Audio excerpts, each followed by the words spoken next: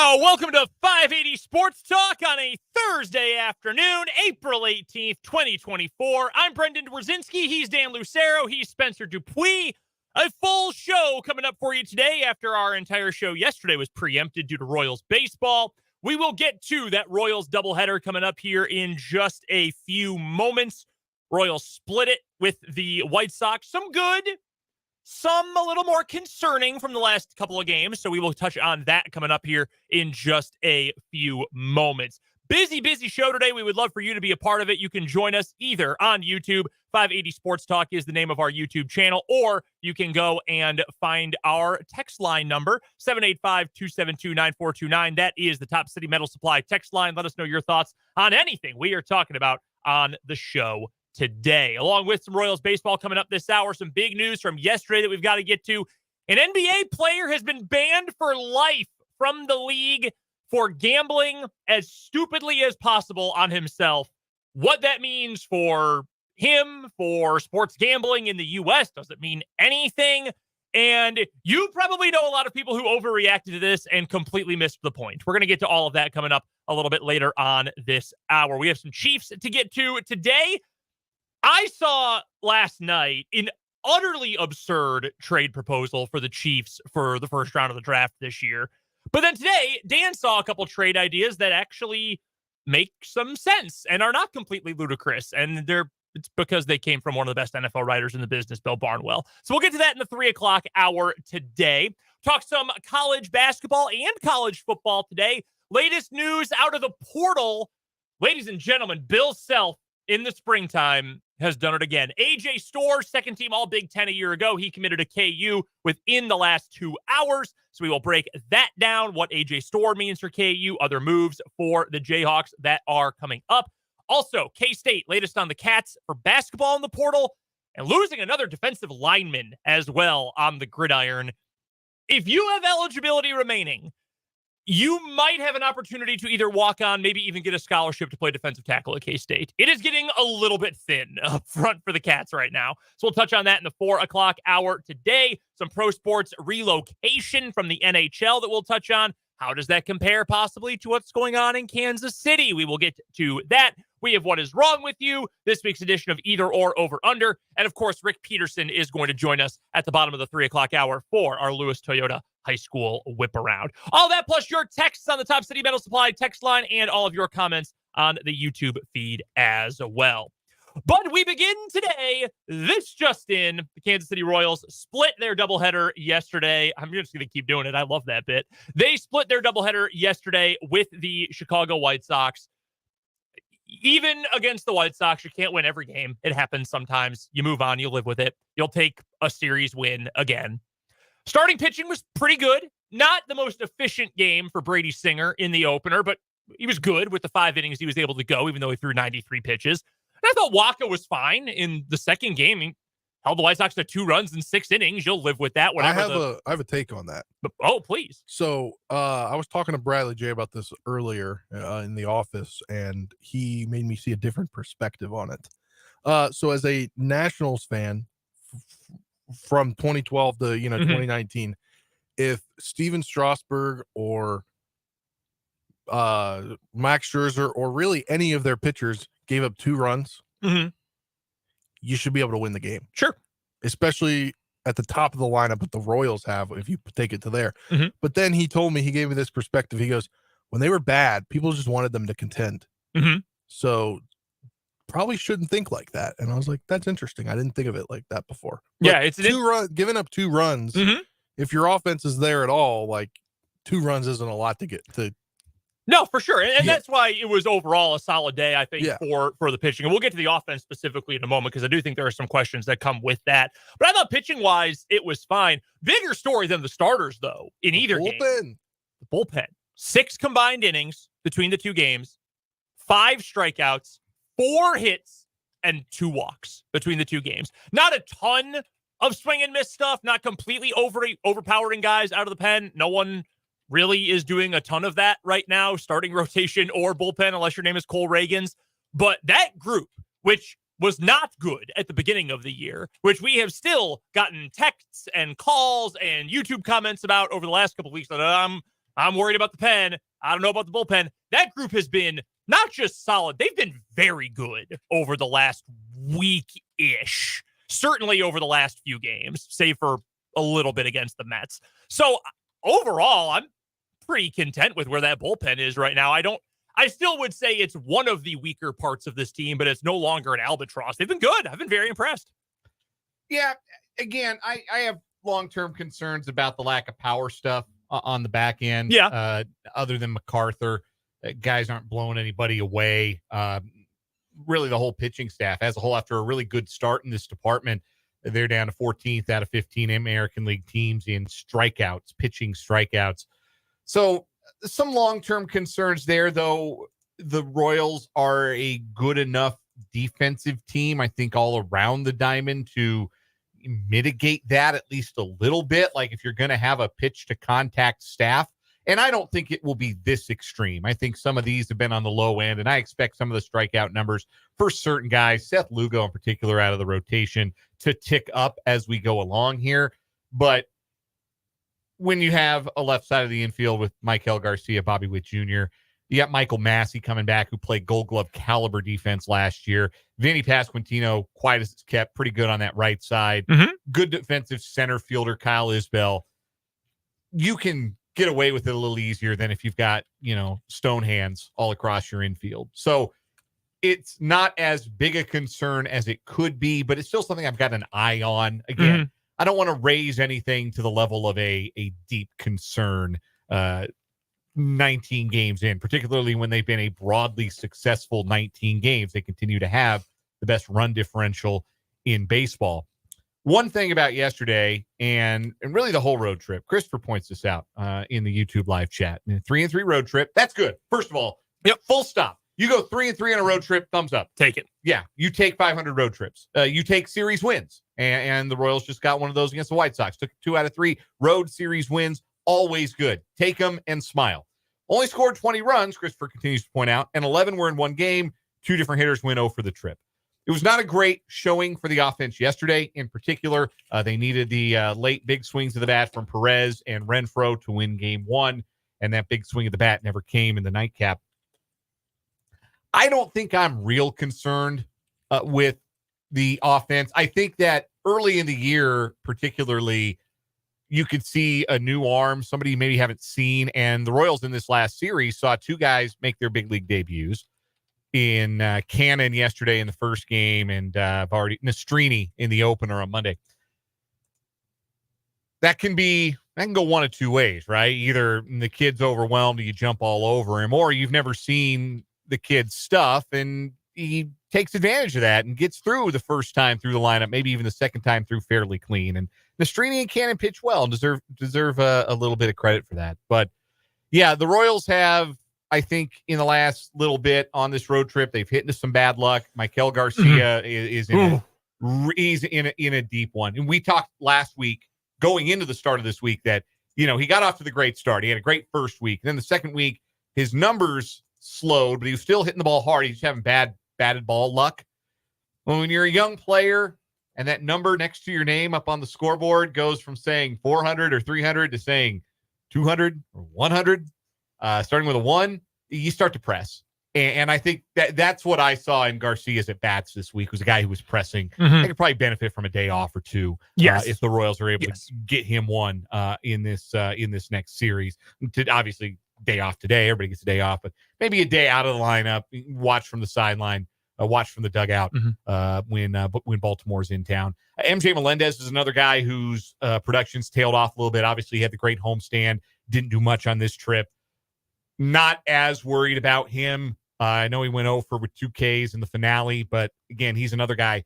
The ball and play luck's not been great for him. The quality of the contact, though, still is. So nothing. Again, I don't consider anything like from yesterday, anything from the offense. I don't consider it to be a great big red flag. I just consider it to be baseball. Yeah, and that's entirely fair. It doesn't feel like there's anything that is broken about the offense, right? It's a little too much pressing, hitting into some bad luck. Witt had a couple of hits yesterday, but the couple of games before, he had done the same thing. I mentioned on Tuesday's show when he had the ball 105 miles an hour off the bat that ended up as an out. I mean, that happens sometimes. And I think the thing to consider with this Royals team is they both have shown the potential that they can make some real noise this year. They also are still very young. And your most important players, for the most part, are still very young. Witt, I think, has gotten to a point, and this is a credit to him, where you throw out the, well, he's young stuff, aside from like losing concentration once in a while. Maybe you could chalk up to that. But I mean, he is as talented as they come. He is as important as they come for any team in baseball. I think we've kind of graduated him beyond the, well, he's just a young player kind of thing.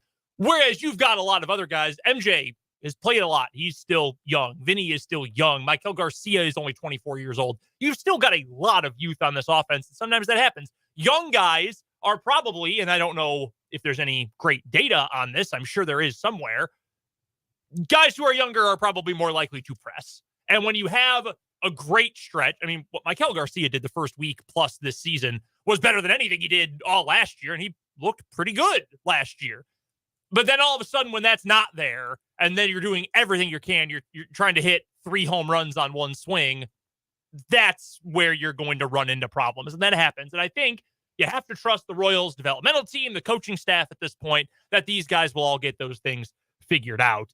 It is a little bit jarring, though, to go from not how easy it seemed, but the fact that offense was coming more naturally to this team than it had in the last couple of years, to then all of a sudden score 2 or fewer runs in 4 of the last 6 games. It's stark. And I think that's something that this team is probably going to have to live with, those offensive peaks and valleys this year, that sometimes you are going to be white hot and sometimes you are not going to be. And I don't know if that's necessarily unique to the Royals. Like, that's just kind of the way the game is played anymore, right? Mm-hmm. Like, you have a lot of offense that comes and goes. Pitchers have an advantage in the modern game, and pitchers always have an advantage early on. They always say, it's one of the oldest cliches in the book when you're talking ball, is that hitters or pitchers are ahead of hitters this time of year. It's colder. That's an advantage for pitchers because hitters, the ball doesn't jump, the ball doesn't carry. As the weather warms up, hitters tend to warm up. So there's some of that going on too. So there's nothing in a small, I mean, we're dealing with small sample sizes no matter what, right? 19 out of 162. It's all a small sample size. But one road trip, one series, one doubleheader is an even smaller sample size. So there's nothing to me that really throws up a red flag. There are some trends that we want to keep an eye on. Certainly, I think if there's one thing that really has me scratching my head, it's the lack of strikeouts from the Royals pitching staff. And I don't know if that's going to swing all the way back in the other direction. I never expected this staff to lead baseball or lead the American League in strikeouts, but I certainly think it has a ceiling higher than 14th out of 15th in the American League. Though I'm starting to wonder about that. Has Seth Lugo stopped missing bats permanently? I doubt it, but a lot of guys in the bullpen maybe aren't bringing the velocity the way they used to. Like Nick Anderson's not the strikeout machine he used to be. Mm-hmm. Will Smith isn't going to be probably a 9 per 9 strikeout guy if he's only throwing 90, 91, like we've talked about with his velocity dip. So that's what's going to bear watching, I think, if we're looking for one early season trend to be, I didn't want to say concerned, because I think it's too early to be real concerned about anything. It's 19 games. But one negative trend that I will be keeping an eye on is that. You say that, but maybe while that's a negative trend, I think a good trend is you have 3 of your starting pitchers in the top 15 right now in ERA. Well, that's one thing. So while they're not getting strikeouts, it's not hurting them. They're not giving up hits, or it's more soft contact that a lot of it's been. And Contreras talked about that the other day after the game. Can't remember which game, who it was that pitched that game. But I think that to have 3 guys in the top 15 right now in ERA, yeah, it's early, and one game could totally swing that in a bad direction. If you can give up 1, 2 runs, 3 runs max a game, you're going to stay in the top 50 probably. When you dig deeper into some of the more advanced numbers, the fielding independent stuff, like obviously nobody pitches to ERAs in the 1s when it comes to fielding independent. Like maybe prime Jacob deGrom, he's striking out everybody. But if you're pitching to an ERA in the ones, you've definitely had some good fortune along the way, particularly if you've only struck out 13 batters in 25 2/3 innings like Seth Lugo. But the other thing these guys aren't doing that is a positive, it's not just the not giving up hits, because that can be random chance, right? Like that can be, the batting average on balls in play fairy has visited you and bestowed upon you some good fortune. But the other way that you succeed as a pitcher, don't walk guys, keep the ball in the ballpark, right? Like that's a big deal. Don't walk guys, keep the ball in the ballpark. The Royals are 5th in the American League in walks, fewest walks by a pitching staff. Their starting pitchers, nobody's walking more than 3 guys per 9. Not a single one of their 5 starters is walking more than 3 guys per 9. And keep the ball in the ballpark. How about this? The Royals are 2nd best in the American League at limiting the long ball. They've only allowed 11 home runs as a staff. The only pitcher right now on the Royals staff with a home run per 9 rate greater than 1, so basically 1 home run allowed per game, is Brady Singer. He's the one guy that you would say, even though he's got 23 strikeouts in 23 1/3 innings, might be outdoing his peripheral numbers or his advanced numbers right now, because he has had a little more trouble with the long ball. Gave up another one yesterday to Paul DeJong and has given up now 3 in 23 1/3 innings. But the other guys are having performances that line up with their ERAs as much as possible, because they are not maybe missing bats, but they're also not walking anybody, and they're giving their defense a chance to make plays. Because what can the defense not make a play on? A ball that's hit 450 feet. One thing to note, Jacob deGrom's career best fielding independent, he did over 15 starts have an FIP of 1.24 in 2021. That's so stupid. He did not finish that year. No. 1.24. For a full season, his first Cy Young, it was 1.98, which was still worse than his ERA, which was 1.70. So fielding independent pitching, or FIP, if you're looking at the baseball reference page for your favorite team, it tries to remove the things that the defense is responsible for. You're trying to take hits out of the equation, essentially, and just look at strikeouts, walks, and home runs. And it converts then to a number that looks like an earned run average. So fielding independent pitching is presented like an ERA. And if you've got a higher fielding independent pitching than your ERA, you're probably due for a little bit of negative regression. But if your fielding independent pitching number is better than your ERA, then you're probably due for some better luck down the road. One example of this, and again, relievers have small sample sizes, but James MacArthur has a 3.72 earned run average in his 9 games, but he's only walked 1 guy in 9 2/3 innings while striking out 12 and has not given up a home run. So his fielding independent pitching number is 1.34. If he had a 1.34 ERA, we'd be talking about him like he's one of the best relievers in baseball. And he doesn't, because he's been a little bit hit unlucky. He's given up 12 hits in his 9 2/3. So it looks like he's the 9th inning guy now. He handled the 9th in the first game and has now had the bulk of the save chances. It looks like he's the guy. And I feel pretty good about that, honestly. I think he's the best arm they've got back there. Maybe not the most experienced, certainly, but I think that's the best arm the Royals have for the late innings. And I'm really excited to see what James MacArthur, a Mac the 9th for a new generation of Royals fans, can do. Nice. It's hard trying to manage a bullpen, and by manage, I mean find the right pieces for a competitive bullpen back-to-back years. I think it's, and this is a biased take because I'm seeing it with my favorite team right now, I think it's as hard as it ever has been to put together a quality bullpen year over year. I think it is as difficult and almost as random as maybe it has ever been, at least in my experience. And the example I can use from the Cubs, Adbert Alzolay last year was awesome. He was incredible. He only blew 3 saves all year. He, down the stretch, was wonderful until he got hurt. He already has 3 blown saves this season and cannot stop giving up home runs. He's just addicted to giving up back-breaking home runs in the 9th inning. And the rest of the bullpen, pretty much everyone who did well last year, they have flipped. And who did poorly last year, well, now they're pitching well this year. I feel like that is a trend all across baseball. That's why the concept of the classic 9th inning closer, to me, is, for most cases, something that is overblown, because if you've got someone who is pitching especially well, you got to put them in the highest leverage situation. That's not necessarily always the ninth inning. For this Royals team, though, I feel like the way they're built, it almost does kind of make sense to just say James McCarthy, you're the ninth inning guy. And maybe you disagree with that, but I feel like the Royals are in a position with who they have that it still makes sense to have a more traditional bullpen alignment. On the one hand, yeah, if you're playing a video game, it's really easy to say, okay, well, the best hitters are coming up in the eighth. So I'm going to use my best reliever against their best hitters. And then in the ninth inning, I'll use my second best guy. Or it looks like in the ninth inning, it's going to be a horde of lefties. So I'm going to go to my best left-hander, and he's going to close the game today. And to a certain extent, you can do that, I think.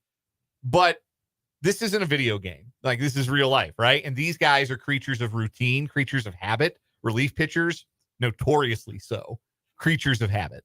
So there was something to be said for, even if it was maybe overly rigid at times, maybe even cost him a game or two, there's something to be said for old Ned. Aaron Crow's inning is the sixth. The sixth inning is Aaron Crow's inning. The seventh inning is Kelvin Herrera's inning. And the eighth inning is Wade Davis's inning. And the ninth inning is Greg Holland's inning. There's something to be said for that structure and that routine. So guys know, okay, this is when I need to start getting loose. This is when I need to get heated up. This is when I need to be ready to go. Some guys thrive on that. Some guys are flexible. Some guys you can put in any spot and they'll come in and they'll get the job done. So it's about having a feel for the personalities, who you've got back there and how you need to use that person, that player, to get the best out of them. And it might be that James McArthur's the kind of guy who thrives on routine, not going to be shook by the ninth inning pressure, and is more than happy to chill for 5 innings, do whatever it is that relievers do. Jeff Montgomery said he used to wash his truck. He'd go to the park, went back when he was closing games for the Royals, like in the early innings, he would go to the players' lot and wash his truck. And just, when he watched the game, just kill time, 5th inning, wander back to the bullpen, get in his uniform, get ready to go. 9th inning came. Jeff Montgomery saved, I think, 300 games. So, whatever works. Different strokes for different folks. James McArthur might be that guy. And I think stuff-wise, he's the right fit for the ninth. Because what you really need in those spots, what you need in the 9th inning in a one-run game where you are the last line of defense between winning a game and potentially losing a game, the ability to miss bats is paramount.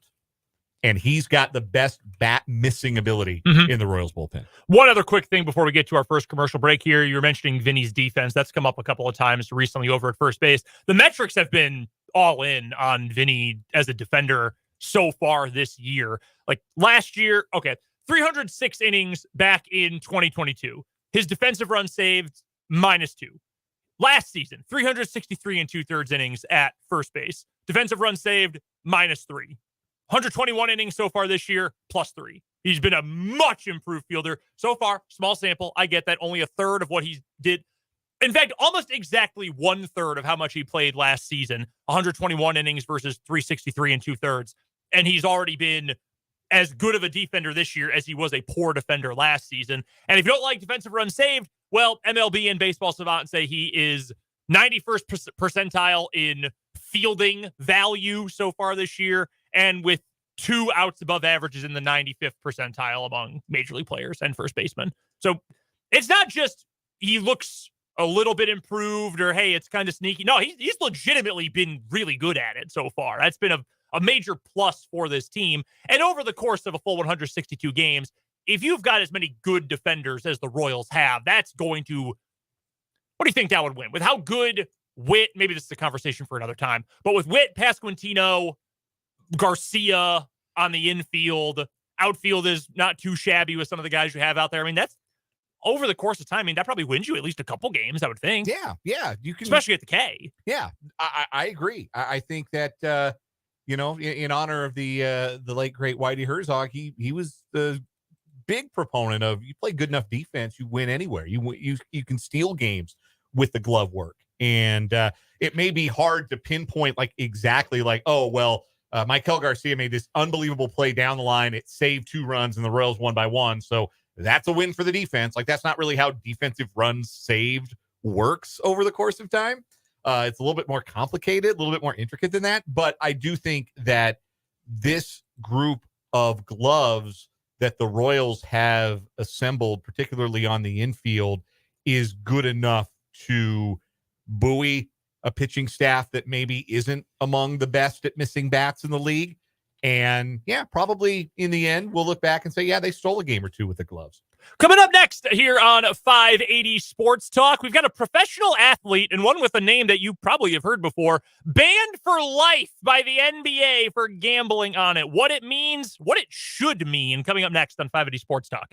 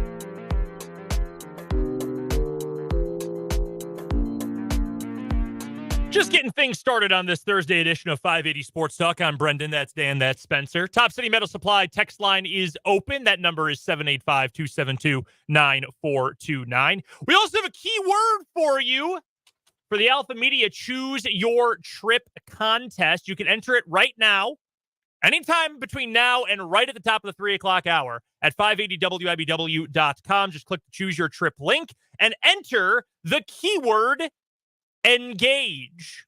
E-N-G-A-G-E. Engage. That is your keyword for the 2 o'clock hour. We'll have another one coming up at the top of the 3 o'clock hour today. News broke yesterday, and obviously we didn't get to talk about this because we didn't have a show yesterday because of the Royals doubleheader. But Jonte Porter, who played his college ball at Missouri, his brother is Michael Porter Jr., he has been banned from the NBA for life for violating the league's gaming rules. An investigation, this comes from a release from the NBA, found that Porter violated league rules by disclosing confidential information to sports bettors, limiting his own participation in one or more games for betting purposes and for betting on NBA games. So if you missed this story a couple weeks ago when it first popped up, I know we brought it up here on the show. There were some fishy wagers made on Jonte Porter unders and folks on gaming commissions at the sports books alerted the NBA and said, hey, something is fishy about this. This is not right. And so the league they suspended him, investigated, they found proof of this, banned him for life. We need to get to the dry details here, because I will say this, and this is not intended to put Jontay Porter down. This is just the fact of the matter. This is so impossibly stupid of him. Like, if you have a working brain cell, you should have realized this was not going to work for you. So the league's investigation found that before the Raptors, that's where he was this past year, on a two-way contract with the Raptors' March 20th game, Porter disclosed confidential information about his own health status to an individual he knew to be an NBA bettor. Another individual with whom Porter associated and knew to be a bettor subsequently placed an $80,000 parlay proposition bet with an online sports book to win $1.1 million, wagering that Porter would underperform in the March 20th game. Okay, let's pause there. What sportsbook isn't going to sound every alarm if someone is putting down an $80K Jontay Porter unders parlay? Like, every single governing body of anything in America would set off alarms for that. Are you kidding? This is like, it's just crazy. Why? Like, you're so dumb to do this. 80K on Jontay Porter? A two-way player? Now, if you place that bet on DraftKings or FanDuel, they should cancel your account right then and there and like make your phone call a helpline. Yes. Like, make your phone call 1-800-GAMBLER. Yes, it's either you are mentally ill or you can't control yourself. You're insider trading. Or yes, you have inside information. That is insane.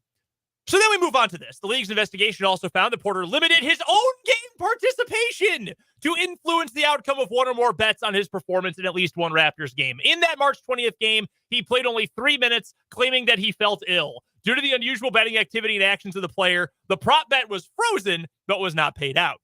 In addition, from January through March, while traveling with either the Raptors or their G League team, the Raptors 905, Porter placed at least 13 bets on NBA games using an associate's online betting account. Those ranged in size from $15 to $22,000, and he wagered as much as $54,094 on those 13 games. The total payout was $76,000, resulting in winnings of just under $22K. None of the bets involved a game in which Porter played. 3 were multi-game parlays, including a Raptors game.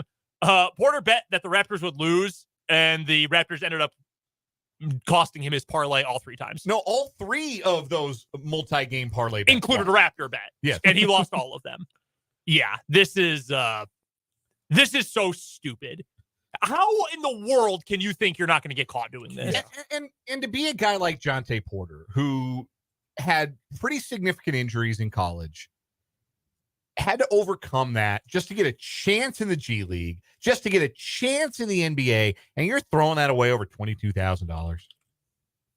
Like, I don't know exactly. I'm not looking at the data of what a two-way contract is worth. I know it's more than $22,000. Yeah. Everything he had to go through to get here, and this is what he was willing to throw it away for. It's just mind-boggling. I don't feel bad for him. Don't confuse this for like sympathy. Mm-hmm. No, he's got to be the dumbest person in the world. And look, I don't know. Like the Porter brothers must have one brain cell between them and just share it from week over week. You've got Jontay Porter banned from the NBA for life. You've got another younger brother who's in prison because he killed a guy while driving drunk while playing basketball at the University of Denver. And then you have Michael Porter Jr., who, he has a podcast. And he said some interesting things on that podcast. And I wouldn't listen to those things at gunpoint. I would not listen to an MPJ podcast because he plays for my favorite basketball team, and I like it when he makes the 3-pointers. So I don't want to know what he has to say about women in sports or sex work or the vaccine or any of those things. Please do not tell me, la, la, la, la, I can't hear you. I just want to see him make the threes. I bet I can tell you who his favorite NFL quarterback is, though. I'll bet you could. Anyway, I just so stupid. So stupid. And this had to be the outcome, right? There's no other thing you can do but ban this player for life. Yes. And it doesn't Because it matter. messes with the integrity of the game. Yes, and that's the bedrock upon which professional sports rests. Because if you do not have the integrity of the games, the integrity of the results, then what you're talking about is just that's the separation between the NBA and the WWE. Like that's the separation between pro sports and scripted entertainment. And you can't mess with that. You can't trifle with that even a little bit. And of course, with a gambling story, you got to hear the same tired joke, especially if you are a social media user, over and over and over and over again. Everybody who quote tweeted Woj or Shams or anyone else who said, this NBA permanent banishment is brought to you by DraftKings. Use code Jonte at your next purchase. Guys, this is not the same thing. It is not. It has never been. And just because you don't like gambling or and I'm not talking to you specifically or either of you specifically, but the people who always make that same response, always that same joke, and think that they're like the smartest person on earth for saying so. Are you telling me that players should be like, if you think this is wrong, that you can't punish guys for gambling when you're advertising gambling, like there's some sort of double standard there? So players can probably show up drunk to NFL games, right? Because you can't do an ad break without a beer commercial. So by that argument, you're saying that it's actually a double standard to say that Travis Kelce can't show up hammered to a game because you're advertising beer. There's beer ads all over. You're selling beer in the stadium even. So he should be able to drink beer if we're going to follow that logic. It's so stupid. Like, take a minute to think critically about this. Sanctimony always plays really well on Twitter or social media. Yes. And yesterday was a real big day for anti-gambling sanctimony. I suppose this is as good a place as any for full disclosure. I was once paid to endorse gambling products personally. There's your full disclosure. But not currently. Not currently. If anybody would like to pay me to advertise their gambling product, hit my line. But this is my point. Like, if you're going to argue that this was inevitable because now the leagues are so closely woven together with gambling and you can't turn on a game without seeing an ad for DraftKings or FanDuel or whatever it is. So what does the league expect? The league is getting what they deserve. You're reaping what you're sowing. Do you think sports betting was invented 5 years ago? Do you think that Doug FanDuel and Eric DraftKings got together in a conference room and invented the entire concept of sports gambling like during COVID? Do you think this is new? No. It being in your face is new. It being legal and regulated is certainly new, but gambling has always existed. And if anything, the legalization and regulation of sports betting is the big winner here. Yes. Because if you do not have the regulation, nobody flags an $80,000 parlay on Jonte Porter unders. It's just something that happens in a basement in Las Vegas. It's something that only your friends in the desert know about. And it's not something that the gaming app, whichever one it was, DraftKings, FanDuel, BetMGM, whichever one it was, says, hey, wait a minute. This is obviously fishy. Something might be happening here. Let's take the steps to find the problem, root out the problem, name, shame, ban for life, and stop this from happening again. Mm-hmm. It's a win for regulated sports gambling, as far as I'm concerned. No, Yeah. I agree completely. What I was going to say was, did you see the news from the NFL? Yes, all the players who got suspended for a year last offseason are now eligible again. Yeah, and only one of them is currently on a roster. Yeah, well, because most of them got cut. Yeah, the Commanders never cut Shaka Toney. He must be the most valuable. Yeah, Quintez Cephas is one of them. I know there are a few others too. Yeah, so it's kind of a funny juxtaposition there of these guys. But again, just follow the rules. The NFL, if you get in trouble for gambling, if you're a football player, you're just as dumb as Jonte Porter because the NFL's rules on it are super lax. Oh, yeah, but if one of those guys does it again, they're probably getting a lifetime ban. But like, they allow you to gamble. Like the NBA, they don't want you gambling on anything with anyone. Nope. That's no gambling. The NFL allows you to. Like Patrick Mahomes could go home after a day of practice, open up Caesars on his phone, and drop $100 right now on tomorrow night's play-in games. He could parlay Heat, Kings, both outright to win, and there's no problem with it. He's away from the facility. It's not an NFL game. It's super lax. You can do whatever. The NBA, just follow the rules. Follow the rules. It is not hard. And this is, you're exactly right, Dan, a positive point in favor of the legalization of this. Because do you think that if someone really wanted to gamble, they couldn't go find a place to gamble, and then there's a very good chance that it is never known about?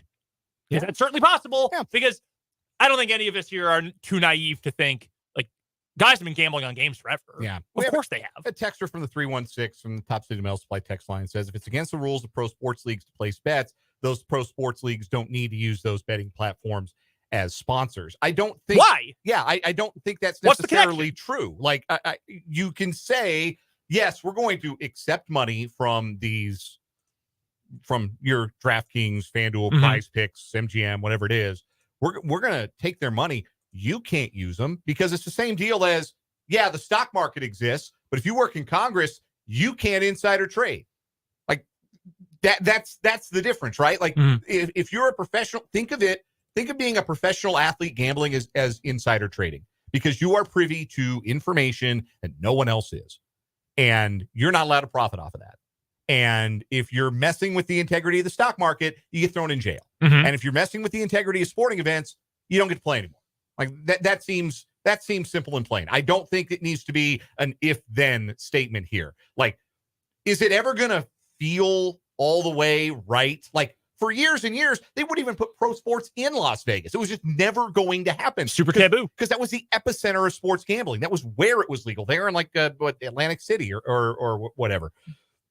Now there's going to be like 4 major professional sports teams in Las Vegas. And it's just a regular thing that we can do as simple as picking up our phones in most states. It is different. It is a new world, but it's not necessarily, I don't believe, an if-then, an either-or scenario where, like, yeah, the sports leagues, the gambling bubble is floating a lot of professional sports and a lot of sports media right now. So they better hope it's not a bubble. And again, the difference is integrity of the game. Yeah. It is when you, and this is why the NFL even says, hey, you want to bet on a college football game, go for it. But do it away from the facility, and just don't bet on the NFL, because then you are altering the integrity of the game. Because if you don't have that, go ask Tim Donaghy. That ruins you. That tears you down completely. People still bring up officiating. Every time there's a bad call in an NBA game, people say, oh, game fixed, because of things like that. You have to avoid that. We have to get to a commercial break. When we come back, we're going to laugh at Sean Payton.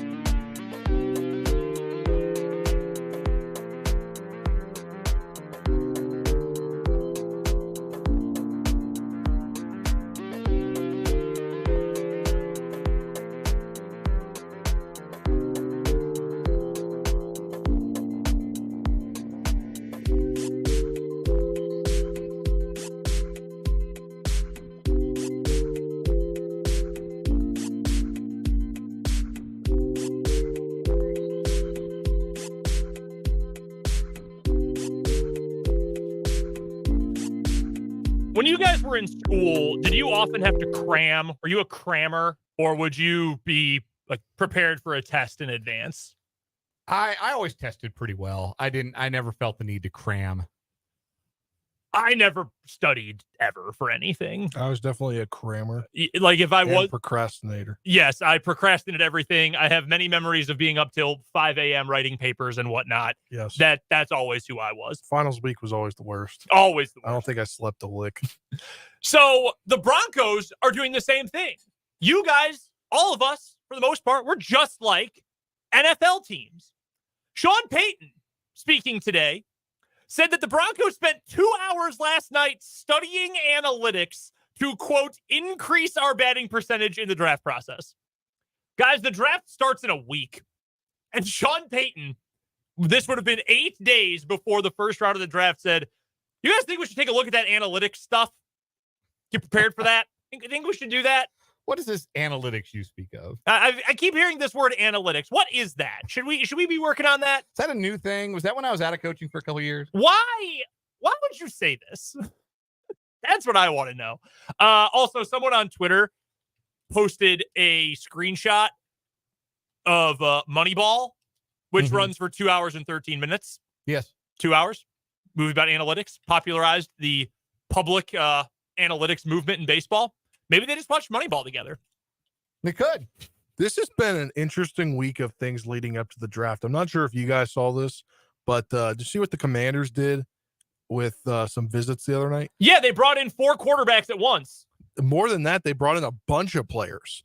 Really? Yeah, and they had an event at Topgolf, which is like 5 minutes from the facility, and they just rented it out and just to see how they would interact with their peers. Tell me that's weird.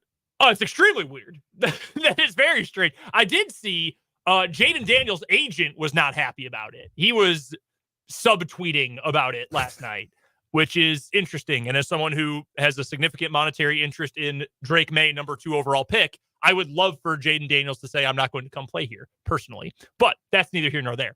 But yeah, I just thought it was very funny to hear the head coach of an NFL team who is supposedly a genius. That is what we are always told publicly, that they thought 8 days before the draft, maybe we should look at some analytics. I'd love to know then what kind of analytics they're talking about. Yes. Sean Payton, can you define analytics for me? That is the question I always have with like the older generation of football guy when they start talking about analytics. Like if Bill Belichick ever brought up analytics, like what do you think that means? Like, are you talking about like, maybe I should look at yards per carry or or yards per attempt? And the thing is, everything is analytical. Every decision you make, anytime you say, like if you're a coach, you say, we're doing this all based on feel. I'm not looking at no numbers, no Excel spreadsheet for my 4th down calls. I'm going by my gut. Well, your gut decisions are often influenced by what? What you've done before. That, hey, our running back is 5'8" and 160 pounds, and we have no push with our guards. We're probably not going to go for this 4th and 1. That's an analytical decision. You analyzed the situation. That's all it means. And then you've got you've got the mathematical formulas or this other data that helps with that. It's information for that. But it's analyzing a situation, which every coach does. I can only imagine what Sean Payton normally says about analytics. I'm sure he has said many derogatory things about our analytics guys. Or I'm certain. I'm sure who he thinks they're for is a very interesting collection of epithets that we can't repeat on the radio. Coming up in the 3 o'clock hour, we'll lead off with some Chiefs draft talk. We'll also hear from Rick Peterson and have either or over under coming up in the 3 o'clock hour of 580 Sports Talk.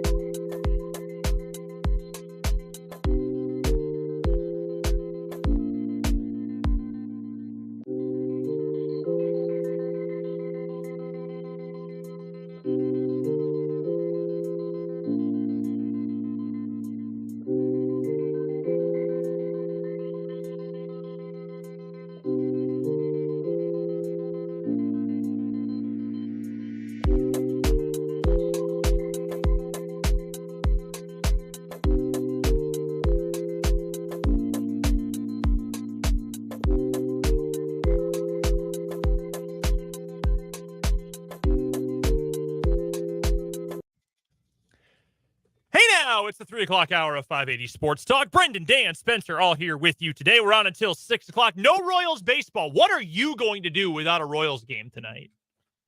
We got a lot of stuff on the DVR to catch up on, so probably that.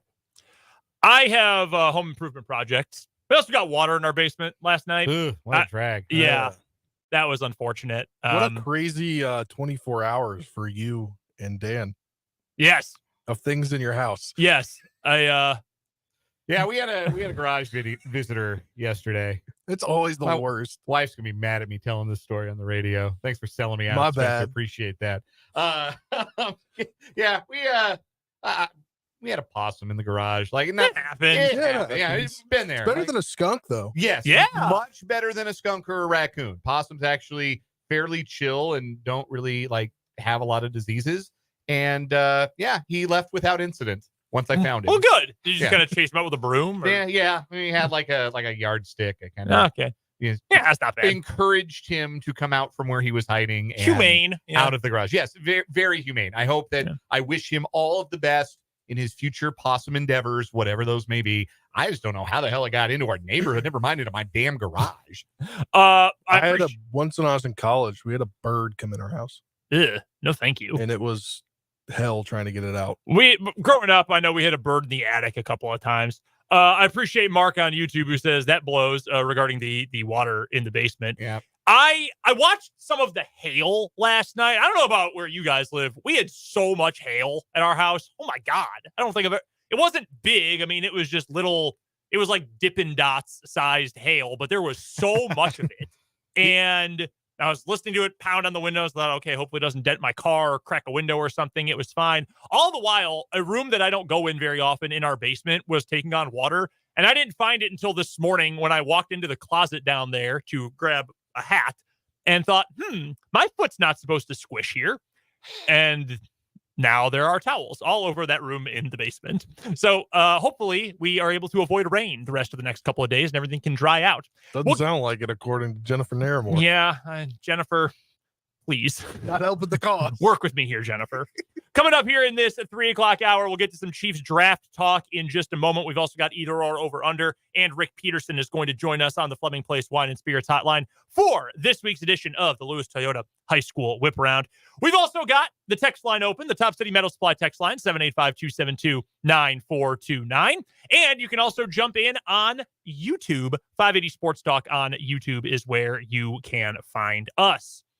We've also got a keyword for you for the Alpha Media Choose Your Trip contest. All you have to do is enter a keyword at 580wibw.com. Click on the Choose Your Trip link. Airfare, luxury hotel, all of that paid for. You get to pick where you go. We've got the keyword for you for the 3 o'clock hour. It only works for the 3 o'clock hour. So when it turns to 4, we got a new keyword for you. Your 3 o'clock hour keyword is, how fitting, listeners. LISTENERS. Listeners. So enter the word listeners over at 580wibw.com to enter the Alpha Media Choose Your Trip contest. Last night, I was perusing NFL.com and I came across a post that was 3 win-win trades for round 1 of the NFL draft. And they even mentioned the Chiefs in the headline. Chiefs climbed 23 spots for Travis Kelce's successor, which that obviously grabbed my attention. This was written by, I'm going to be completely honest with you, 3 guys I've never heard of in my entire life. Ali Bonpuri, Gennaro Felice, and Tom Blair, all of whom apparently work for the NFL. I don't know any of them from Adam. So the first... You know why you don't? What? You know why you don't? Why? Because they're paying people cheaper, so you don't know them. I guess that's They're letting people go, so you're finding people that you don't not used to writing things. That's true. I think they're AI. I don't think they're actually real people. I think it's AI. With their 3 suit pictures there. AI journalism. So the first one at least makes some sense. It's Giants and Patriots trade. Giants move up to number 3 overall to draft a quarterback. That at least makes logical sense. I could see why the Giants would want to do that. They'd have to give up a lot, but that one at least makes a modicum of sense. The second one, the Jets and Titans trade. The Jets move up 3 spots and give up 3 picks to the Titans. That one, again, I can understand why they would want to do it. I don't think they will, because the Titans also need offensive help and would probably like to stay at number 7 overall. But okay, it makes some sense. Then we get to the Chiefs and the Chicago Bears. And according to Tom Blair of NFL.com, his win-win trade, the Chiefs receive the 9th overall pick. The Bears have 2 picks in the top 10, number 1 and number 9. So the Chiefs get the number 9 overall pick. They give up a first rounder this year, number 32, this year's second rounder, this year's 4th rounder, and next year's first rounder. That's probably what the price will be. Right. To get that far up. All to move up to take a wide receiver. Yeah. Or Brock Bowers. Or Brock Because Bowers. the headline suggests that it's for Travis Kelce's successor. Travis Kelce plays tight end. So does Brock Bowers. Brock Bowers is the best tight end in the draft. I think he's awesome. Like, I loved watching him play. Oh, man. At Georgia. We didn't get to talk about this the other day because the show was canceled yesterday, was preempted for the games. We had an all-time fantasy in bio take the other day on Draft Twitter where some guy said because Brock Bowers didn't work out at the combine, there's no proof that he's actually a good athlete. And then admitted 2 tweets later he doesn't actually watch college football. Yeah. It's like, oh, I can tell. The proof, I'm aware. the proof that Brock Bowers is a good athlete was like on your televisions at 3:30 Eastern on CBS every Saturday for the last 2 falls. Like, I don't know, man. Like, if why would you admit that you're not watching? Like, just stick with the crappy take. Why admit that you don't know what you're talking about? Yeah, but I don't, if you've got fantasy in bio, I don't want to hear anything from you that isn't ADP. yes, Like, correct. Or PPR. I want that from you. I want starter sit in week 6 and leave me the hell alone the other 300 Give me days some of good the year. sleepers. Yes, Yeah. that's what I want. Give me some sleepers. I don't want Yeah. I don't want your tape analysis, Yeah. brother. I do not want a single take on you on literally anything else related to football. I see why they have this trade up here, though. I mean, it's obvious. We talked to, was it Matt Verderam that said they really only need to hit on a couple draft picks of the ones that they have. And then the Bears only have 4 total draft picks and 2 after pick 9. Oh, yeah, I mean, I get it for Yeah. the Bears, So for sure. I see why this is a trade that people in the NFL media world would think is a good trade. The only way I could see this being even a remote possibility is if the Chiefs were, and the Chiefs aren't going to do this, obviously, but is that the Chiefs think that it's about to be over for Travis Kelce. Like, after 24, that's it. Yeah, that would make it make a little more sense. If you think, and look, Travis Kelce's best days are probably behind him. There's a lot less football in his future than there is in his past. And he's admitted as much. Yes, we all know that to be true, but there's no indication that he's going to play 2024 and then call it a career. No, If but there is an indication that he's going to do that, then yeah, maybe you do start to think about a succession plan at the position or reimagining your passing game to a point where the tight end is no longer the focal point, is no longer the center, because Travis Kelce's successor, like directly speaking, yes, there will be a new tight end 1 for the Chiefs someday, but his successor as the center of gravity in the Chiefs passing game, it doesn't necessarily have to be a tight end, right? Yeah, it doesn't. But to the point about Travis Kelce, not like giving no indication, there was those rumors, that swirled the middle of last season. Yeah, nothing really to those, but the game show thing, while he could film that in his off time, obviously, like he's jumping into a different world. So it could give them some indication that it's 1 or 2 more years. Possibly. Yeah. And look, if that is what the Chiefs are thinking, that he's only got 1 or 2 more years left, okay, that obviously changes the draft plans. Here's the other side of that, though. What in the last 3 off seasons would lead anyone to believe the Chiefs are willing to give up that much for a pass catcher?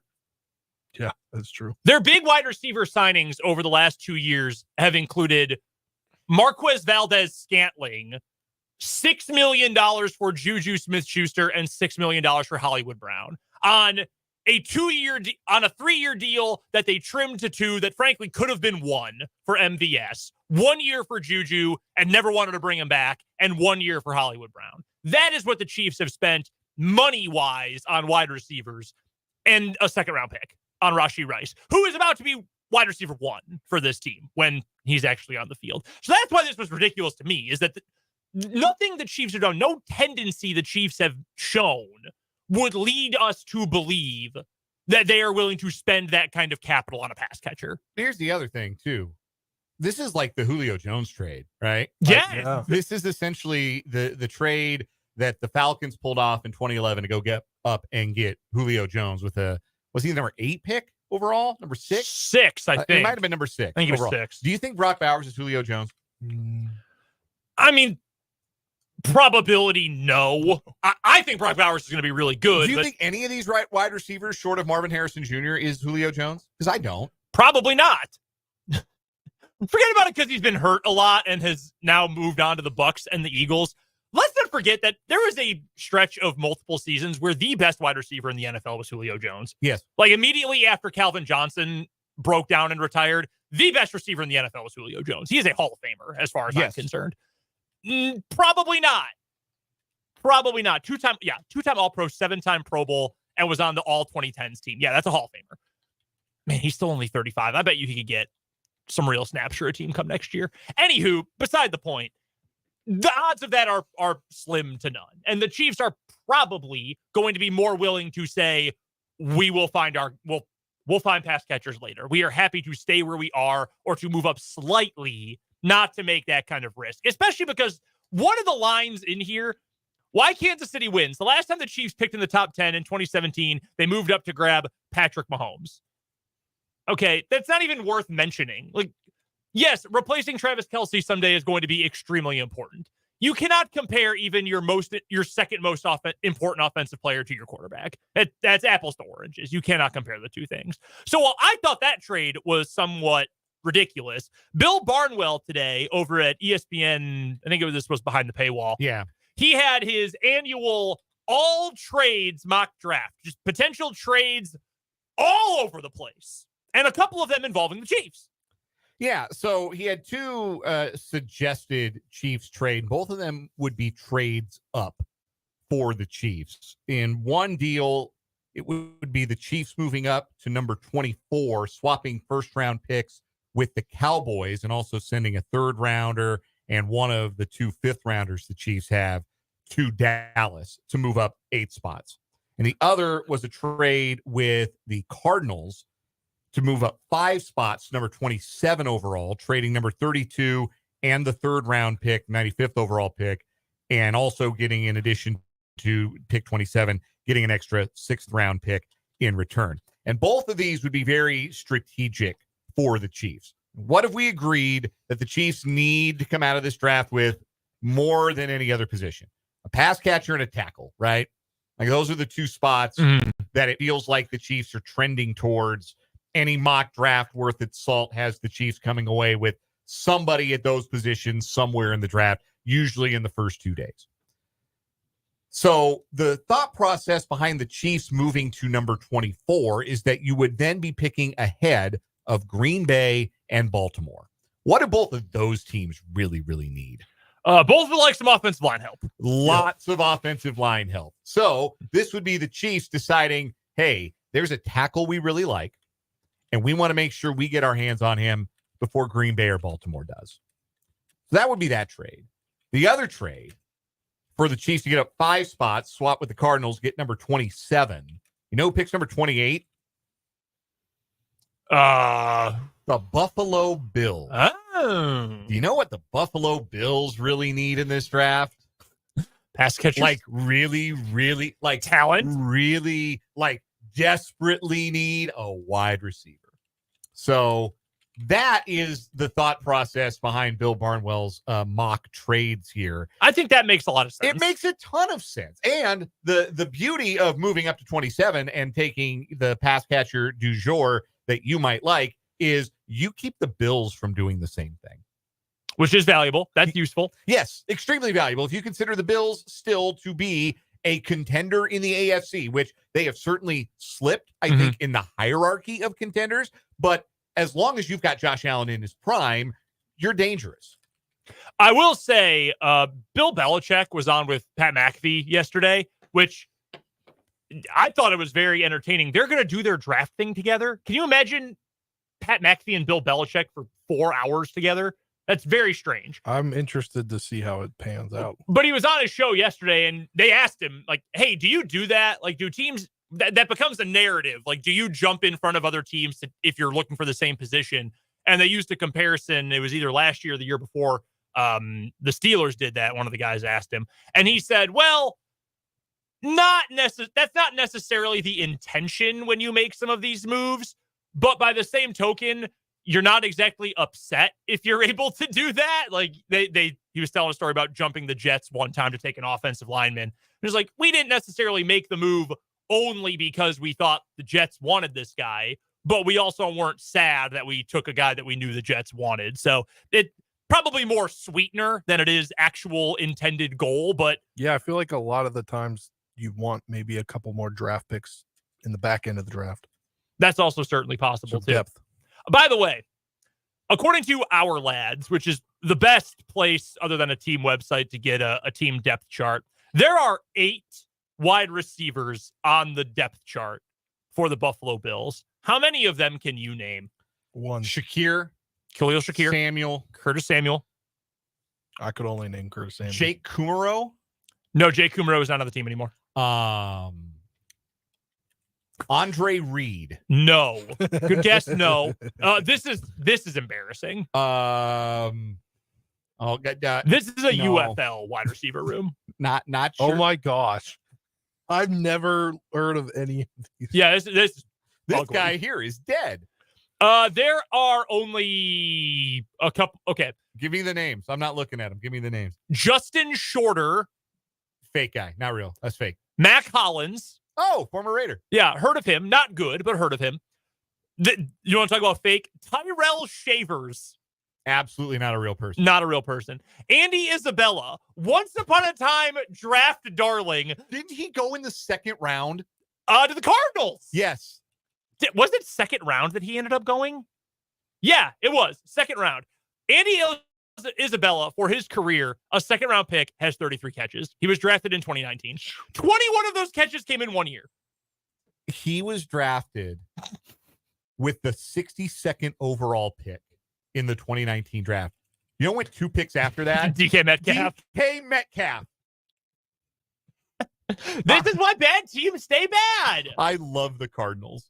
Deontay Johnson went 4 picks after that. Mm-hmm. Who's star-crossed career, but obviously a better player. Terry McLaurin went the 3rd round. Yeah. And Andy Isabella was a second round pick.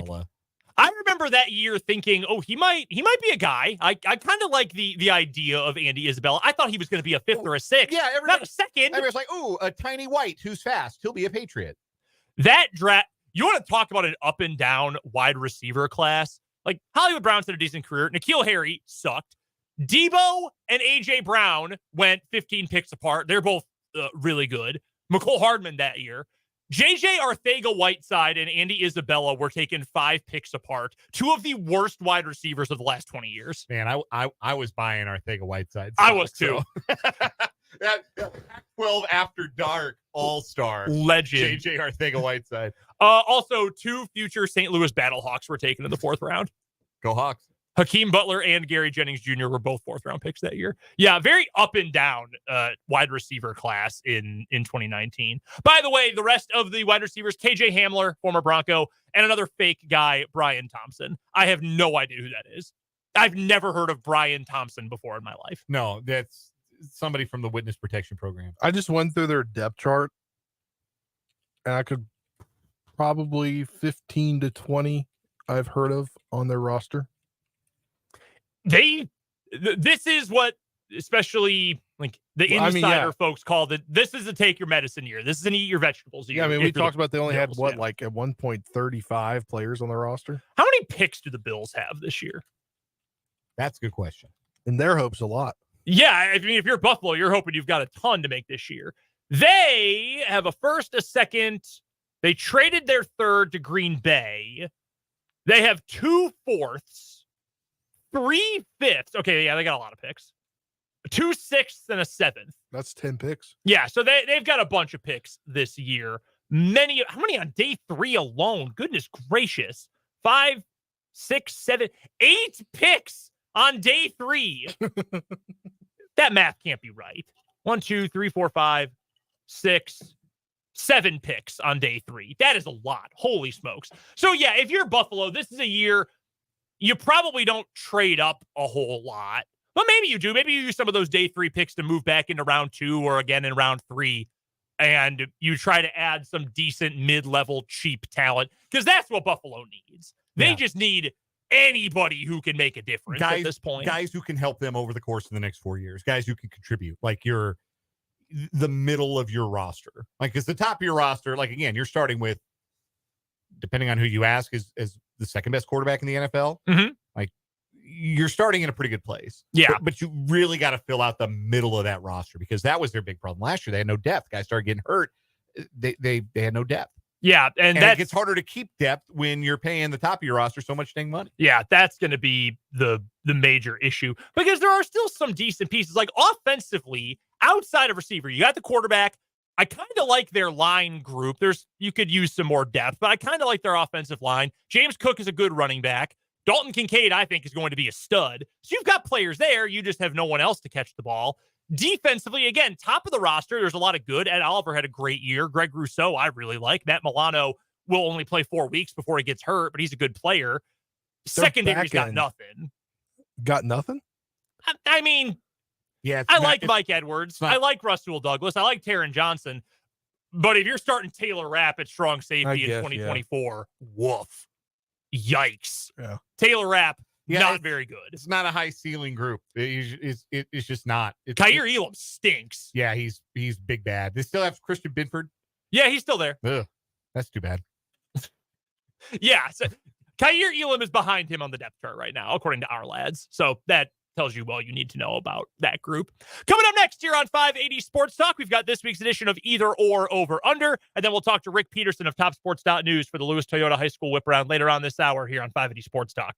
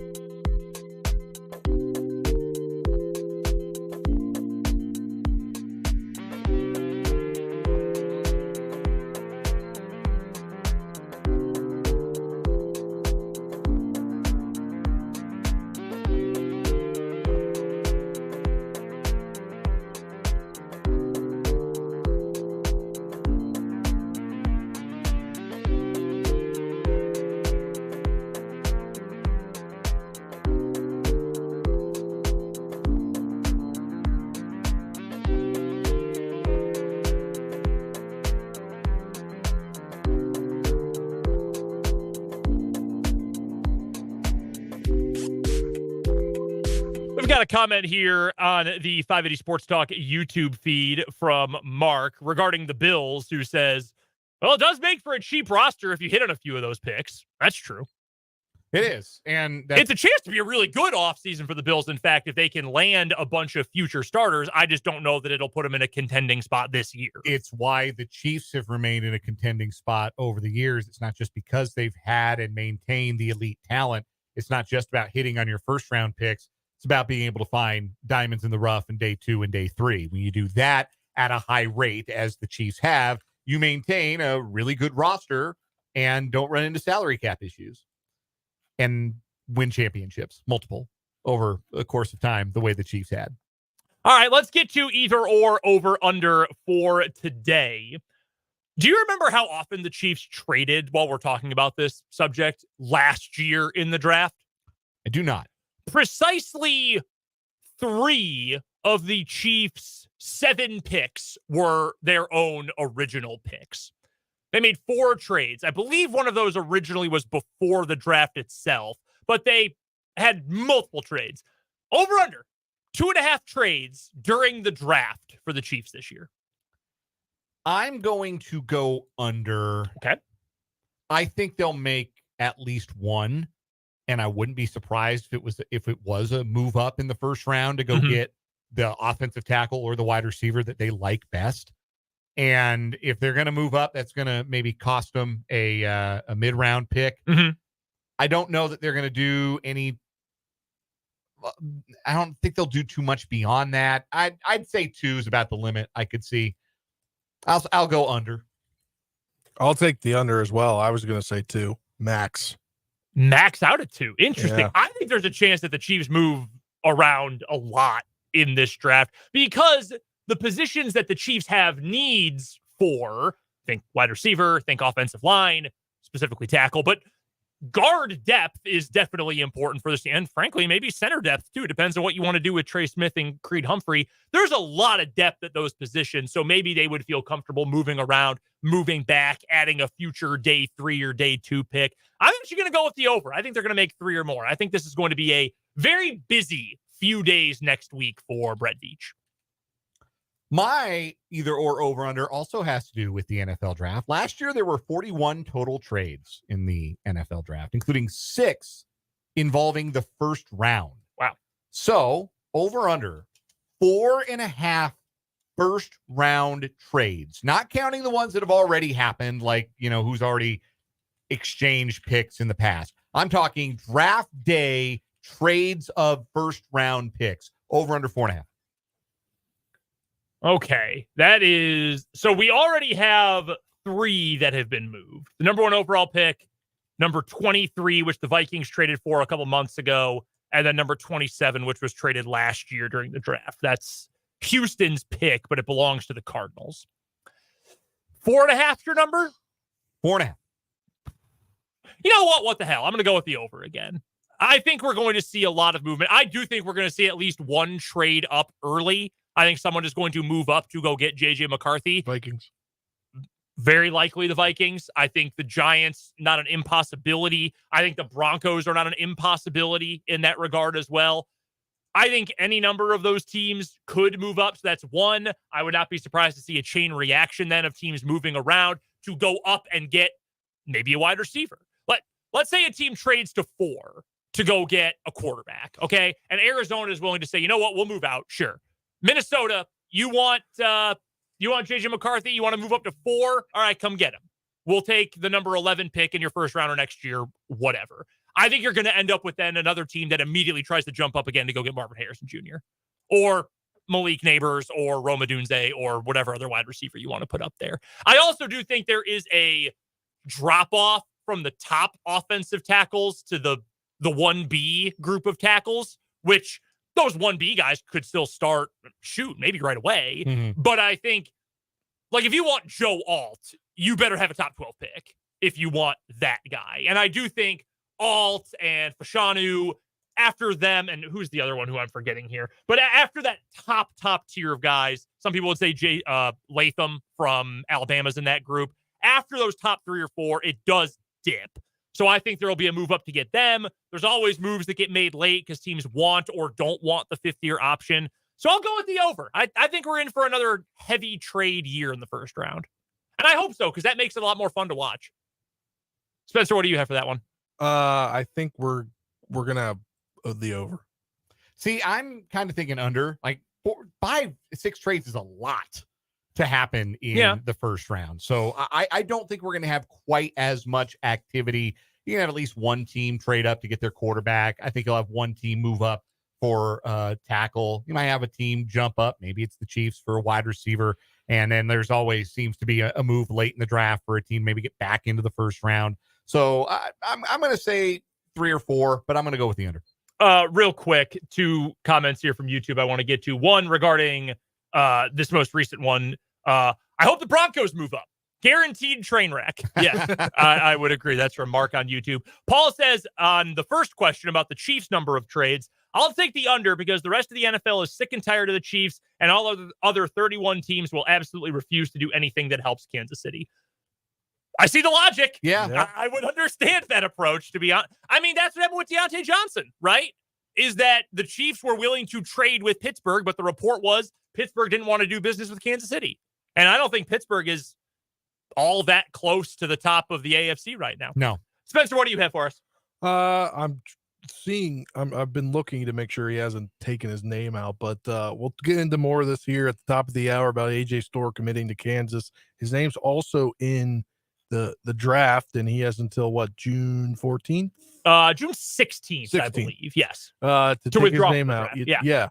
Yeah. Is he either gonna actually follow through on his commitment to Kansas, or is he gonna stay in the draft? I think he is going to end up playing for Kansas. And the big reason why, and again, we'll get to AJ Storr's commitment, the former Wisconsin Badger and St. John's Red Stormer. And for a high schooler. Yeah. This will be his 7th school in 7 years, including high school, which is normally a gigantic red flag. But Bill Self is also sick of not having offensive players. So you do what you got to do. The fact that this happened so quickly, and he was in the portal for a little bit, but the smoke around KU and Storr really blew up recently. And the fact that he committed quickly and is still going through the process, that tells me he's probably going to come back to college. Whereas if he had really dragged it out and wasn't putting it at the forefront of his mind, I would probably lean toward he's more so considering the draft. So I do think Storr will play for KU, probably for just 1 year, though. Yeah, I don't think he's a first-round pick. I don't think anybody thinks he's a first-round pick. No. So I think most of those guys probably end up staying in school. Speaking of high schools, we'll talk about 4 of them. In fact, more than 4 high schools coming up next when we hear from Rick Peterson of TopSports.News. It's the Lewis Toyota High School Whip Round coming up on 580 Sports Talk.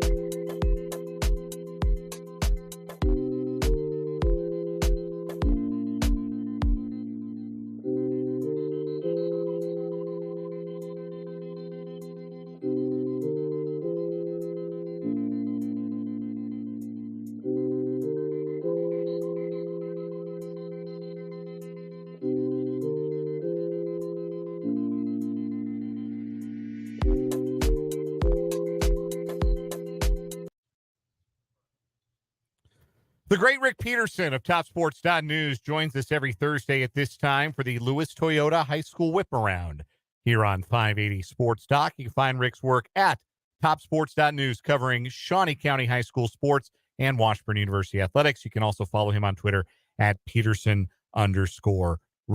Pistol, let's start on the track. You had a chance to take in the Washburn Rural Invitational yesterday. Who, in your mind, or to what you got a chance to see, was the standout performer of the meet? Of freshman from Topeka High, she won 3 events and was second in a fourth, so she was really good. There was a lot of good. The thing about yesterday's meet was the quote-unquote superstars weren't there because they were getting ready for the KU relays tomorrow and Saturday. So it gave me an opportunity to see maybe some kids I hadn't heard as much about and who really came through with some good performances yesterday. So that was fun, and it was also fun that it was just great weather. So you mentioned Ashira Rayton. Anybody else maybe raise an eyebrow with their performance there at Washburn Rural? Well, there was the thing is the boys won. All the city teams had some people there, and the boys won 17 of 18 events. So there a whole bunch of them there. But I tell you what, Topeka West had a double winner on the boys' side. Jaden Lindsay he won the 200 and the 400, and then on the girls' side.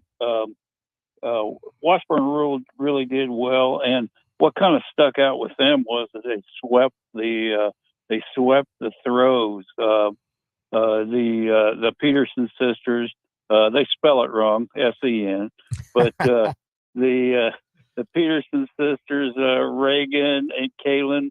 Reagan won the discus, and Kaylin won the shot put, and then. Washburn Rural also got a win from in the javelin from what's her name? Hang on just a second. Morgan Ray in the javelin. So they swept those and had 6 events wins on the day. So they did really well. You mentioned the KU relays coming up, and that's an event that you had a heavy city contingent of teams at the Washburn Rural Invitational, but some athletes did not compete, and they're going to wait to compete at the KU relays. Which city athletes are you most intrigued to see compete against the high level of competition that's always there in Lawrence? Well, right off the top, Ryan Miller. I mean, Ryan Miller's won. She set 2 Seaman School records in back-to-back meets, and that's while also participating on Seaman's really good soccer team. So she's been really good, leading the state, and then in multiple events, distance events, and then also she's going to be really good. I think she's going to run the 2 mile up at KU, and then and probably the mile. But she's also not only leading the state, but she's nationally ranked. So she's off to a great start. And like I said, just a sophomore. Rick Peterson of TopSports.News is joining us for the Lewis Toyota High School Whip Around here on 580 Sports Talk, our weekly look inside high school athletics in the capital city and Shawnee County. Again, you can find Rick's work at TopSports.News. Let's shift gears to the pool. Topeka High Invite was held recently, and it was an outstanding showing for Washburn Rural standout sophomore. Tell me about her meet and how much she's been impressive early on this year. Yeah, Audrey, and I pronounce it Apoon. I don't know how they pronounce it. I only have to spell it. I don't have to pronounce it. But she was a double 6A medalist, individual medalist last year, and I think she's going to be really, really good at state this year. And she swept her individual events like shoot 7 seconds and 15 seconds, and she's going to be really good. And there's some others that I think are going to come on, but Seaman, the Walls, Avery and Torin Walls, and then Jocelyn Grace. They're very, very good and will be very, very good at the 5A1 level, at 1A level at state. So those are the ones that kind of those are the ones that kind of stand out. But I think there's several others. Ashton Landry of Shawnee Heights. There's going to be others that are going to be really strong medal possibilities coming up in the state meets, which are just around the corner. I mean, we're getting down to the nitty gritty in all the spring sports. You also had a chance to take in some tennis on Tuesday, the Topeka West Invitational. Of course, the host team, the Chargers, defending boys tennis state champions in Class 5A. And though they lost a lot from that team, it looks like they've got some players that appear ready for the challenge, at least to defend the program's championship in doubles tennis. Caden McGee and Caleb Waybrew played well on Tuesday. Yeah, they're 17-3 on the year, and that was their first tournament championship this year. And the thing is, I think it really helped them going up against the Cusicks day in and day out for the last 3 years. So I expect for them, we'll see. There's always some really good doubles teams at state. So we'll see if they have a chance to challenge for a title. But they were medalists last year, and I expect them to be medalists again and improve on. I think they were 9th last year on that finish from a year ago. Our guest once again is Rick Peterson of TopSports.News. You can find him on Twitter at Peterson_Rick. And you can hear him every Thursday at this time on 580 Sports Talk for the Lewis Toyota High School Whip Around. Let's shift gears to soccer. Washburn Rural has played well of late. I believe they're working on 5 straight victories, including a win over Hayden 3-0 last Friday.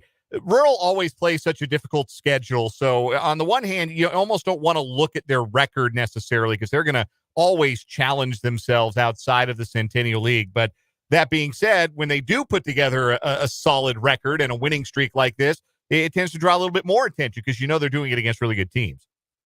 They are, and I think they're 8-2 right now. And the thing is, too, also that their goal always, Brian Hensel's goal always, is to get in that top seed for and then they're in the West now, in the West, so they can be at home for all of their first 3 playoff games. And right now they're in great position for that. So that puts you in, if you're playing at home, you like your chances. And gosh, I don't even know what it is now, but they've been to a ton of Final Fours in a row, and they're putting themselves in position for another one. Also off to an outstanding start in girls soccer, the Seaman Lady Vikes, 6-1-1 at last check, and doing it with defense so far, Pistol. Yeah, they are. I think Kyle Sievers, is hoping that they'll crank up their offense, going forward and score a few more goals. But when you're only giving up, a goal or 2 a game, you always got a chance. And in some cases, 0 games or 0 goals. So they're doing well. I like Shawnee Heights team. I like them, and they got a really young, really good team. So and then Hayden's play. You talked about Washburn Rural playing a tough schedule. Hayden was 3rd in state last year, and they've played a really, really tough schedule, including Washburn Rural the other day. And I think once they get to their level, which is the 4A, 1A, I think they'll be a state contender again. You mentioned Shawnee Heights. Shawnee Heights Seaman, of course, in the United Kansas Conference, and that's one heck of a league. I mean, that is a league that tests you on a day in, day out basis. And Shawnee Heights out to a really good start in league play there with a strong 8-2 record. Do you think that there are, like, not to relitigate like moving conferences, that's all what's done is done, but do you think that as you look at now year 2 of the United Kansas Conference that there have been a lot of real benefits in other sports beyond the ones that maybe we pay the closest attention to when it comes to football and basketball. Do you think there's been benefits in all sports for not just Heights, a founding member of the league, but Seaman and Topeka West as well, joining leagues that have been really, really good 5A leagues? Yeah, I just think you're right. It's really getting to be a good league in all sports, and I think it does help them. I think it helps them get ready for postseason competition, and I think you said we that's long under the bridge as far as Shawnee Heights making that move, but they look pretty good right now because not only did they make that move to a very good league, but now a bunch of schools have followed them. And I think they're all those schools are happy being in the UKC. Want to shift as we wrap up the Lewis Toyota High School Whip Around with Rick Peterson of TopSports.news to boys golf and take a look at a team from Shawnee County that in girls golf won a state championship in this academic year. The Silver Lake boys golf team has won 3 tournaments this year, and wondering if you think they might have the depth to maybe make a run at equaling their girls team's feat from earlier this year. Yeah, they're going to be good. I think Hayden's going to be really good. I'm just writing about Hayden winning a tournament yesterday, and they're going to be good, and I think they're in the same regional. There's going to be some good competition just to get to state, and then I think both Hayden and Silver Lake have a chance to certainly make some noise. Pistol, I wanted to ask you really quick about a former city athlete, Elijah Brooks, who yesterday announced that he is transferring from North Dakota to Houston Christian, where he's going to play for former Emporia State head coach Craig Doty. I actually love this fit for Elijah. I think it's going to be a great opportunity for him. Lower conference caliber, but I think it's a chance for him to play a lot of minutes. What do you feel about the fit for Elijah Brooks heading to HCU? Yeah, he had a solid stint where he was at, and I think like you said, I think with Doty kind of filling his roster, I think that gives Elijah, like you said, a chance to really play a lot of minutes and be a key player for a quote unquote new program. So I think it's good for him, and a little warmer weather. So that's when I talked to him before, that was one of his major concerns about where he was at. So I think it'll be good, and I'm curious to see, but I think it will be a good fit for him.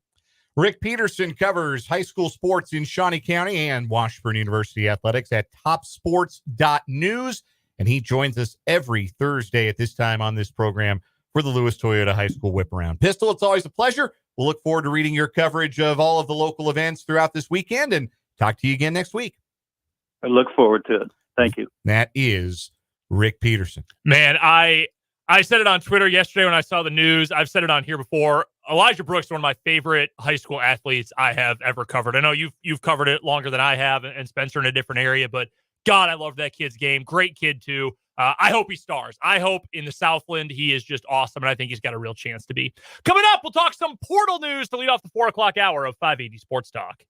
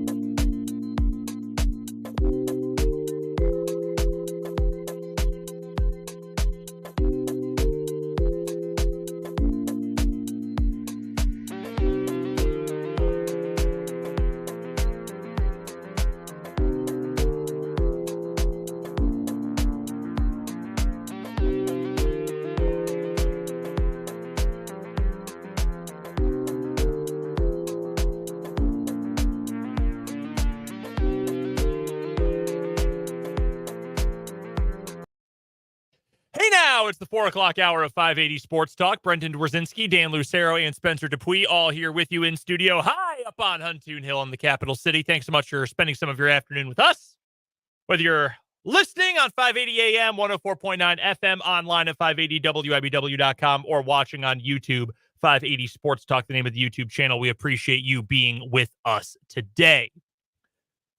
You can still let us know your thoughts on whatever we're talking about on the show, either on the Top City Metal Supply text line, 785-272-9429, or you can go and check us out on YouTube and leave a comment there. 580 Sports Talk is the name of the YouTube channel.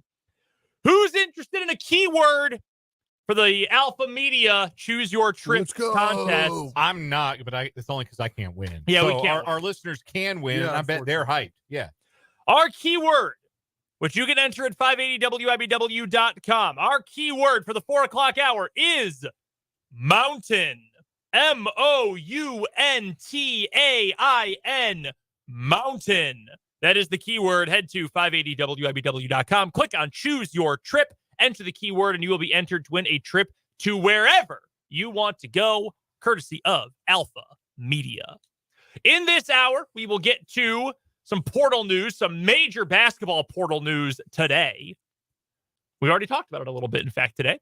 We've got today's What Is Wrong With You and relocation news. What are the similarities between the Arizona Coyotes moving to Salt Lake City and what's going on right now with the Kansas City Royals and maybe Chiefs in Kansas City as well, plus your texts and your comments on the YouTube stream. Big portal news in basketball today. AJ Storr is transferring from Wisconsin to Kansas. One of the best players in the portal. In fact, 24/7 Sports ranks him as the third best player in the transfer portal this year. The Athletic has him ranked 16th. Big deal for KU, obviously.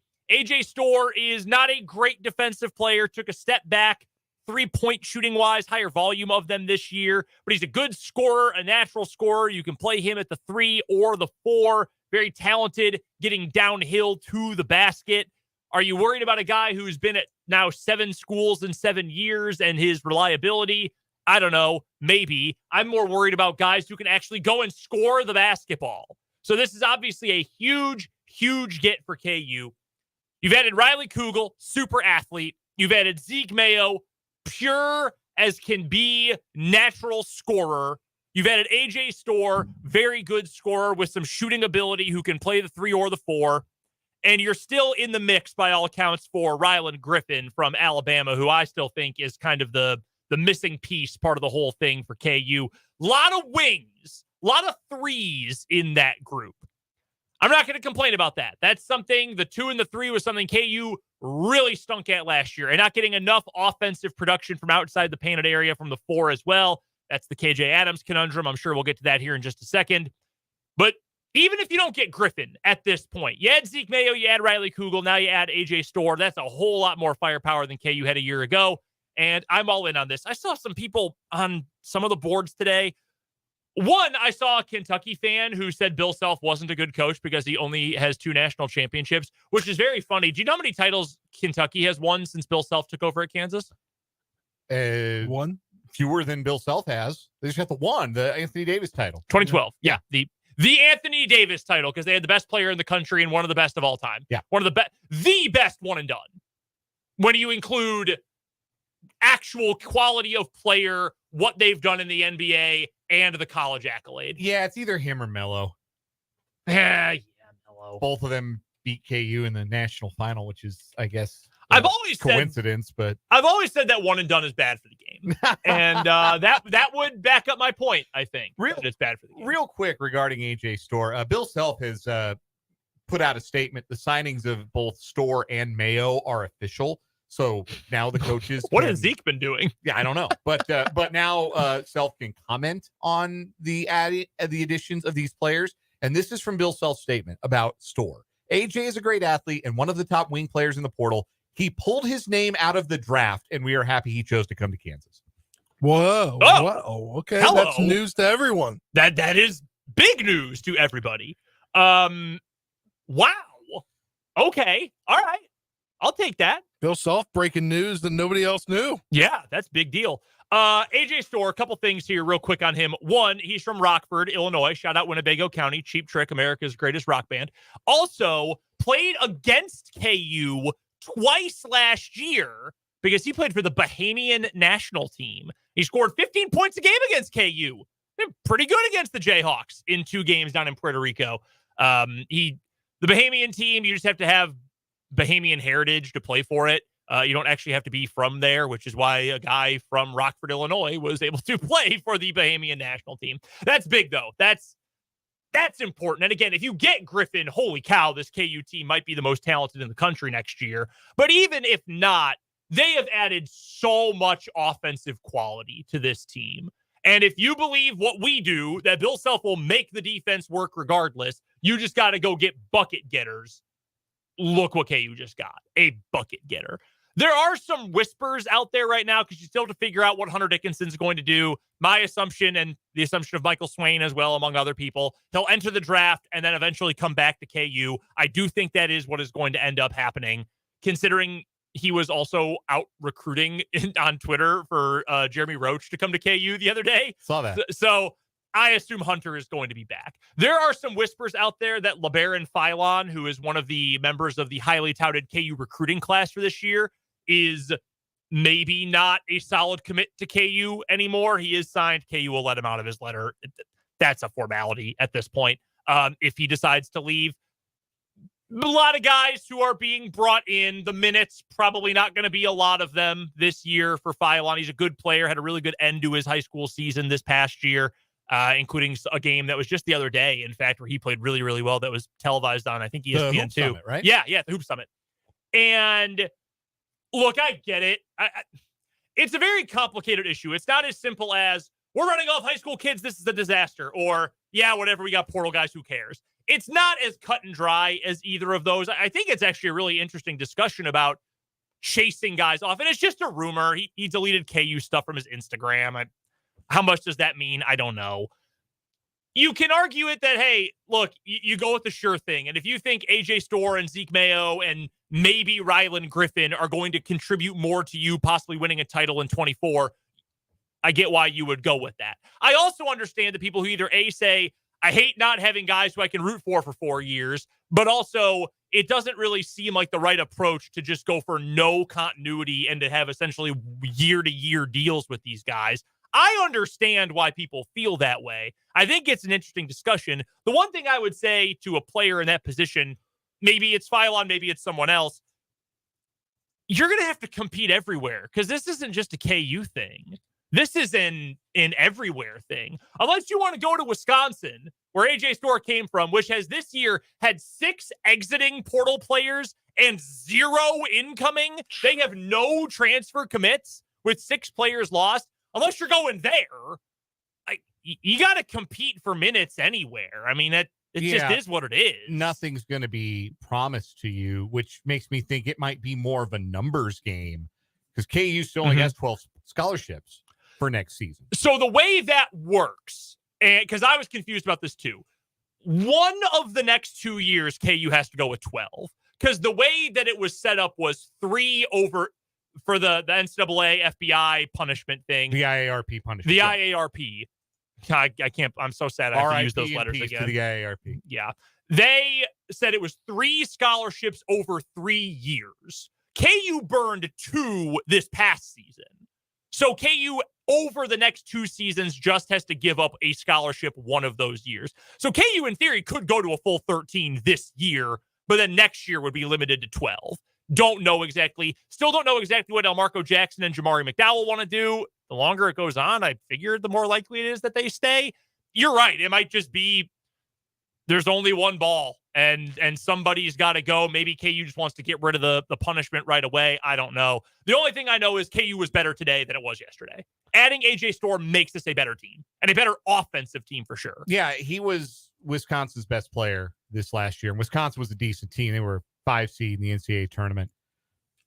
He's going to be great getting to the basket. Like that's Sam Vecini wrote his capsule in the transfer portal rankings over at The Athletic and talks about his ability to score in transition, his ability as a driver or a cutter to the rim. What kind of players thrive in Bill Self offenses? Guys who drive and cut to the rim. And what did KU not have any of this past year? A cutter. Wings who could do that. No one. Furphy for a while. Yeah, Furphy while he got comfortable. Like if when he made himself a first-round pick. Yes, if January Johnny Furphy could have hung around the entire season, KU might have lasted a little longer in the tournament. Unfortunately, he appeared to very much hit a wall around mid-February, and he didn't recover, and KU really didn't either. But yeah, like players like that are always going to have success playing for Bill Self because there are going to be looks for them, easy looks for them, opportunities to finish at the rim. And yeah, KU didn't have a guy who had the ability to say, I'm going to get to the basket and I'm going to either finish or I'm going to get fouled. And again, best case scenario, you also go land Rylan Griffin from Alabama. He's a shooter. Zeke Mayo's a shooter. You're going to have more cutting lanes open. Yes. You have to be able to have at least two guys out there that opponents have to respect from behind the arc. Because for the better part of last season, KU had zero guys that you had to really respect as perimeter threats. Again, Furphy for about a 4 to 6 week stretch. And that was about it. Like, if you didn't guard Kevin McCullough, maybe he'd make you pay, but that was a risk that lots of teams were willing to take. Nobody was scared of Nick Timberlake. Certainly, nope. Nobody. I was scared of Nick Timberlake. That was scared of him. Yeah. I was. But yeah, nobody's guarding DeJuan Harris out there. KJ Adams, how many 3-pointers has he attempted in his career? So I love KJ Adams, but man, he's that shooting form. We don't have time because there's a lot of K-State to get to here too. We'll talk about KJ some other time when we're talking college hoops. We had a caller the other day who was not happy when I mentioned KJ as a starter. Bill Self loves KJ Adams. Is that the guy that called in? Yes, we had a caller, and I very much appreciate the call in, but off the air and said all the things KJ Adams is bad at, and I didn't get a chance to respond, but like Bill Self loves KJ Adams. He loves the dude. And maybe AJ Storr is coming in and KJ Adams was told, hey, KJ, look, you're still going to play 25 to 30 minutes, but it's going to be as the sixth man instead of a starter. I don't know. I assume he is going to start. I assume your starting lineup is going to have DeJuan Harris at the 1, KJ Adams at the 4, Hunter Dickinson at the 5. And then whatever the 2 and 3 is, it's going to be a rotation of all the guys you've added in this year. And you have to have like 7, 8 guys who can play. And really, you need 9 because if you want to win a Big 12 championship, you need 9. Yep. Like in the NCAA tournament, the tournament is different than the grind of a regular season. Yep. But if you want to win a Big 12 championship, and Kansas always wants to win the Big 12 championship, that's never anything they're going to forsake.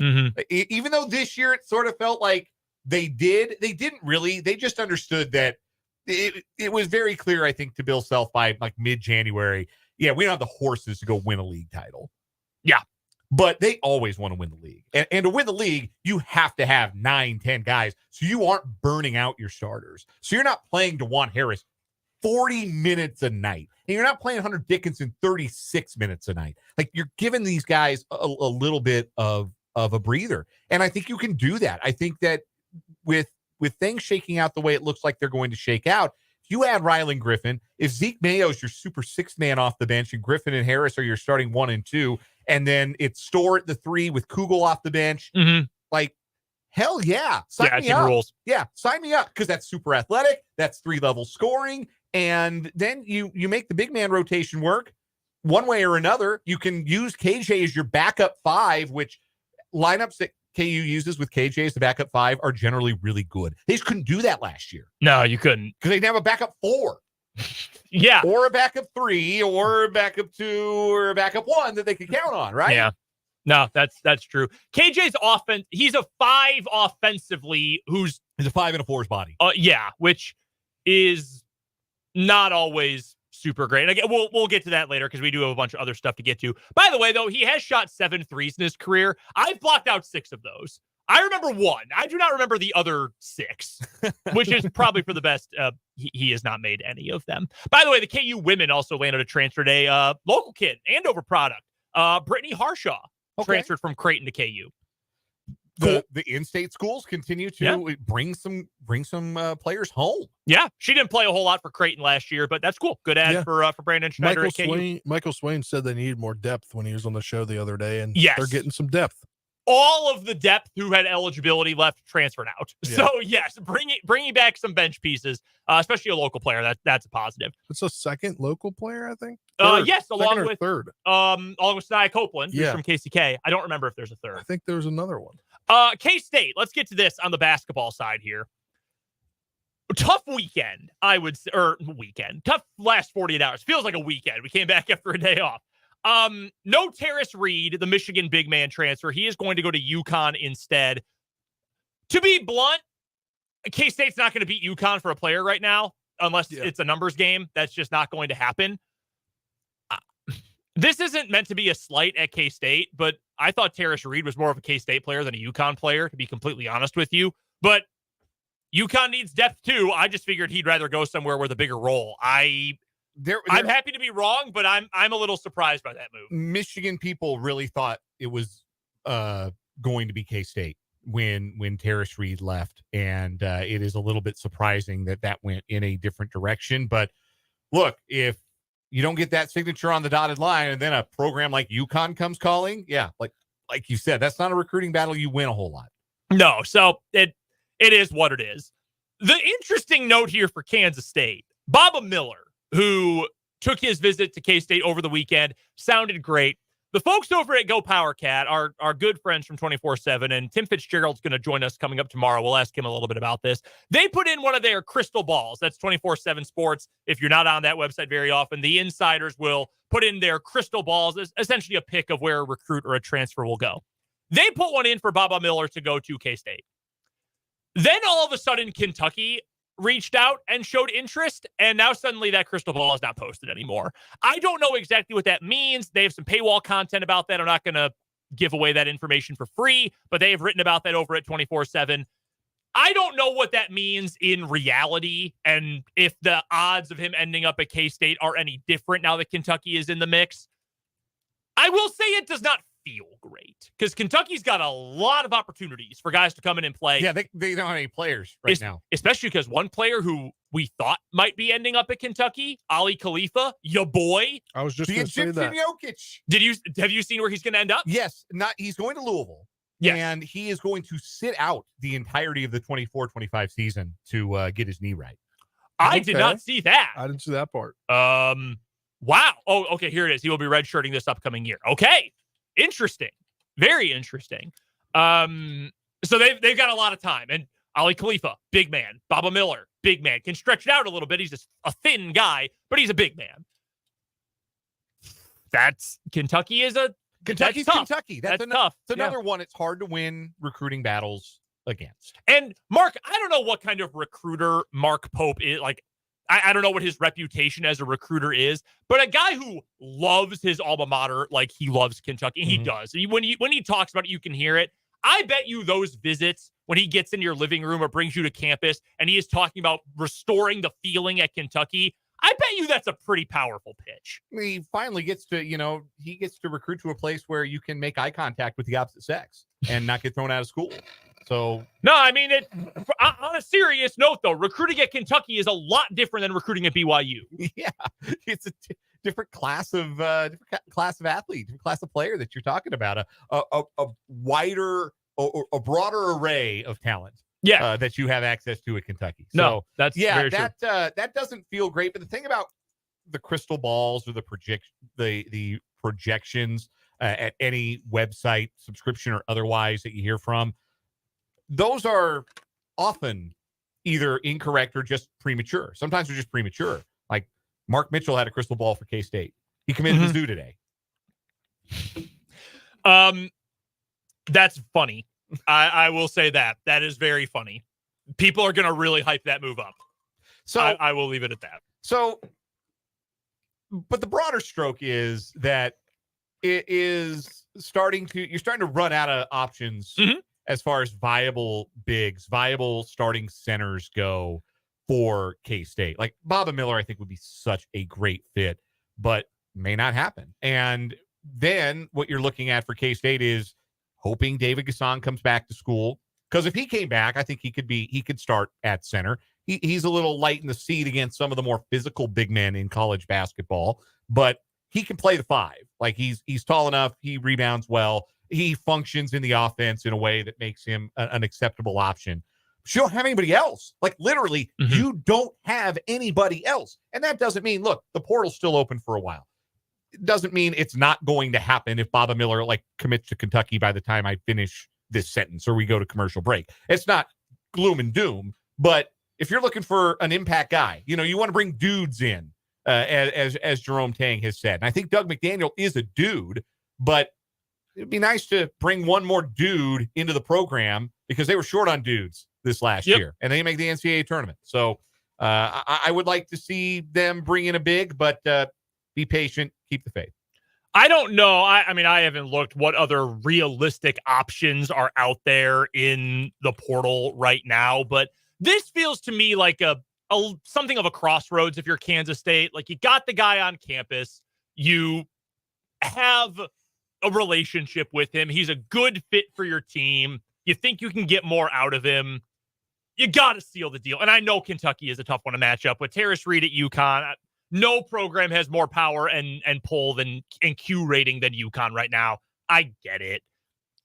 But you really want to be able to nail this down, especially because how many times last year was K-State not able to nail these down? How many times did it feel like K-State was close or in the mix and just couldn't finish it off? A lot, and particularly at guard, and that hurt them in a big way, as it turned out, to not get Max Asmus, to not get Aaron Estrada, who helped Alabama reach the Final Four. Yeah, Aaron Estrada, he was a big one. That felt like there was some real movement there for a while. If you don't get Baba Miller, do what Arkansas just did for their head coaching search, where, dang, we missed out on a couple of targets. Why don't we just get the chicken guy to pay for whoever we want, who just happens to be his best friend? I would love, and I don't know who, I don't know the names of a ton of K-State boosters, to be honest with you. Somebody, why don't we just go get Dylan Mitchell? Just go get him. Just give him a big bag for whatever he wants. Let's just go make a splash for a player. That's something I would love to see K-State do, and I do think Miller would be in that category. There's some K-State portal stuff on the football side that we are a little short on time to get to. We might get to that tomorrow. It's not super time sensitive football-wise, but if you follow K-State's roster for football, you might notice there aren't a whole lot of defensive tackles on the roster right now after another transfer this week. We'll get to what that means coming up on the show at some point tomorrow. We'll also talk to Tim Fitzgerald tomorrow on the show for a delayed edition of the Wildcat Wrap-Up. Right now, though, following this commercial break, we've got today's What Is Wrong With You, and then some relocation news to get to as well. That's coming up on 580 Sports Talk.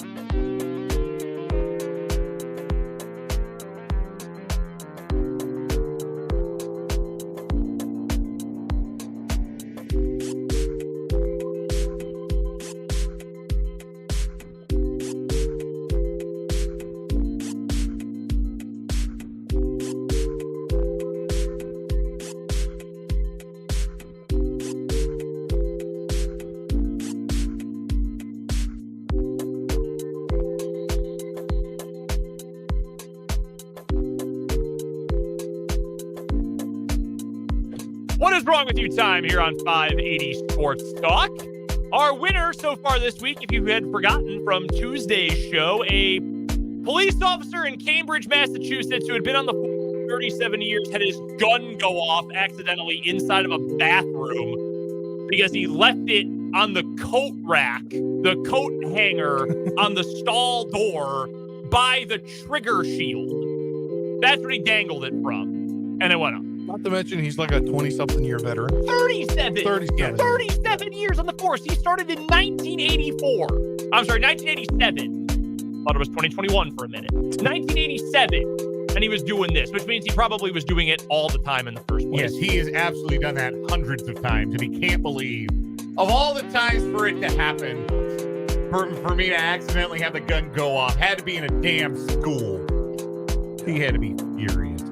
All right, we've got 2 news stories today. Spencer, why don't you go first? All right, we'll take you to Austin, Texas. The story comes from CBSAustin.com. A man has been arrested after allegedly throwing a Pop-Tart at a Walgreens employee who confronted him for shoplifting, according to an affidavit filed by the Austin Police Department on Monday, April 8th at approximately 9:14 p.m. An officer responded to a theft call at a South Austin Walgreens.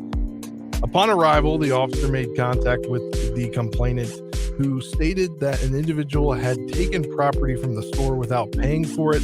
They then told police he had followed the man just beyond the store's entrance and started filming him, believing it was the same person who had been shoplifting multiple times that week.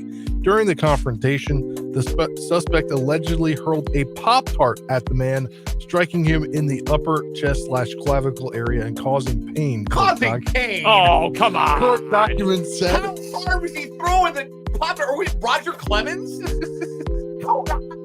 If you threw it that hard, I think it would just disintegrate when it hit you. Like, it would just crumble. Unless it like direct hit on the pointy end, right? Pointy end right to the chest, right to the heart. Right underneath the clavicle a little bit.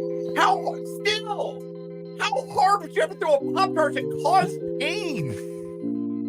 Wow. The suspect then reportedly made a furtive movement, reaching for what the victim believed could be a firearm or knife.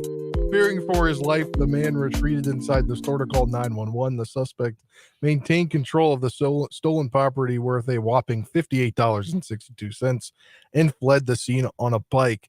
The officer located the suspect, identified as 33-year-old Jonathan Agassi Steele, a short distance from the store. After reading him his Miranda rights, Steele admitted to being at the Walgreens and throwing the Pop-Tart.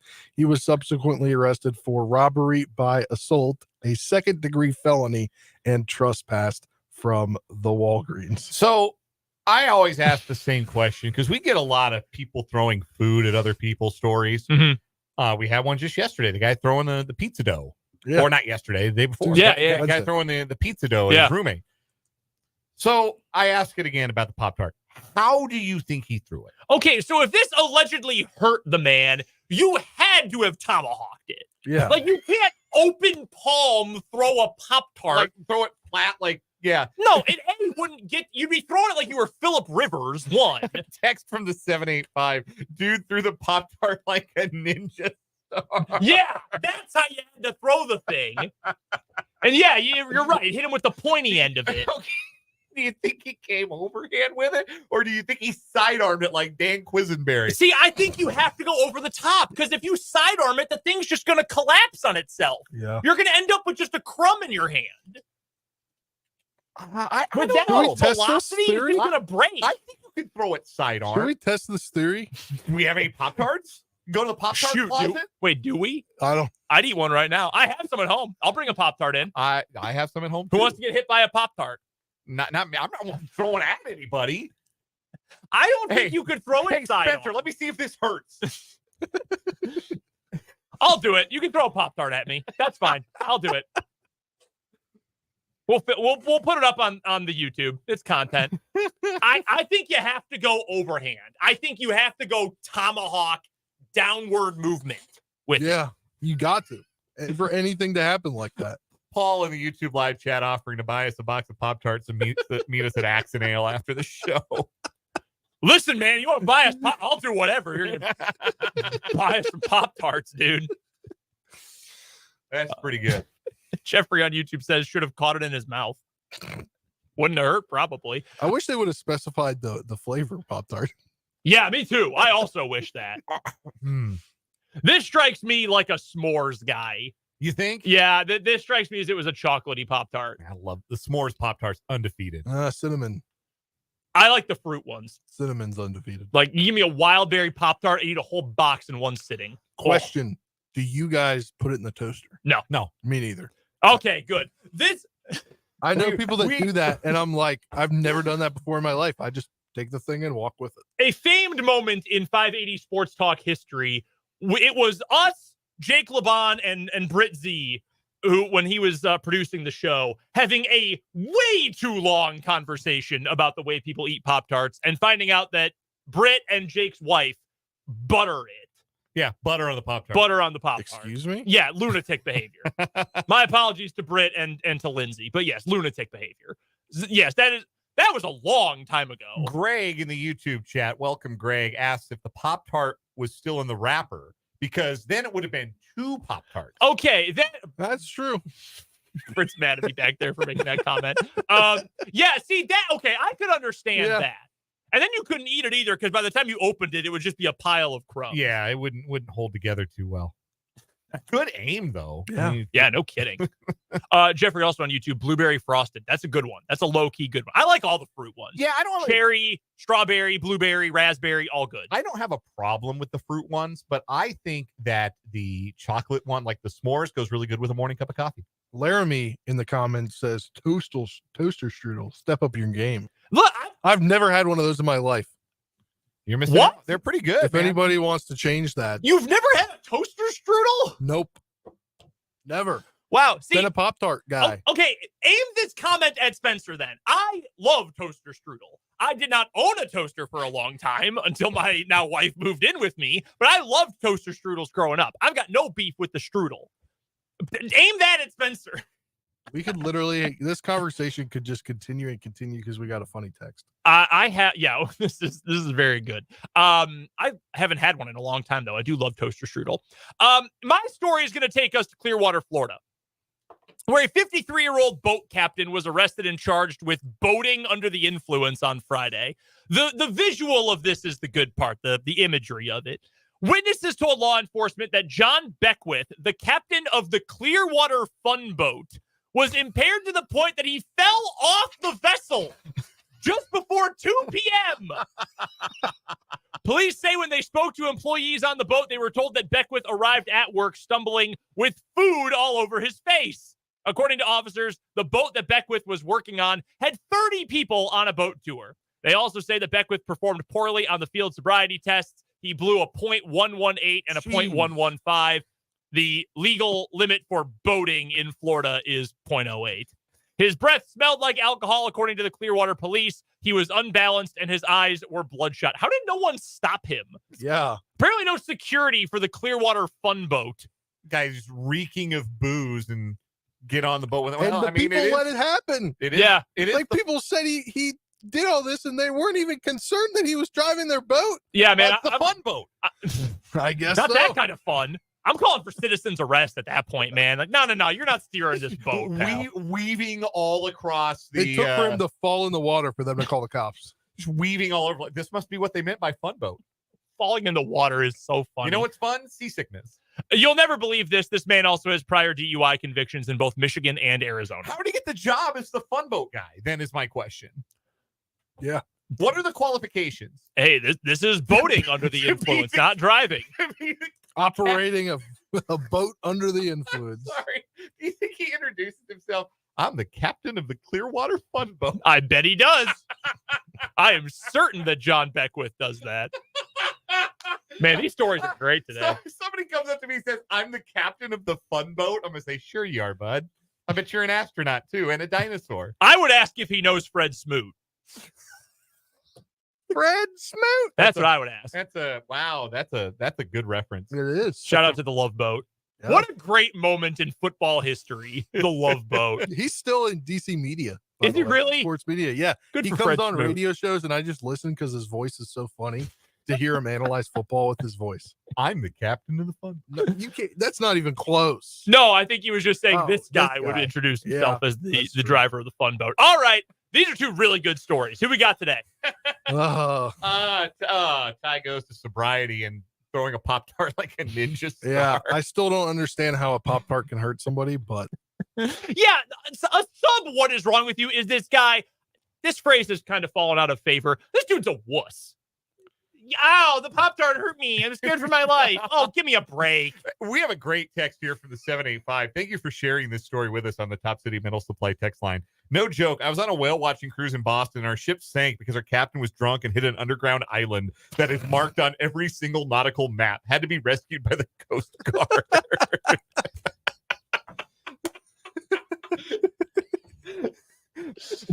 But did you see any whales? Oh, my God. Was it a total loss, or did you see some whales? That's incredible.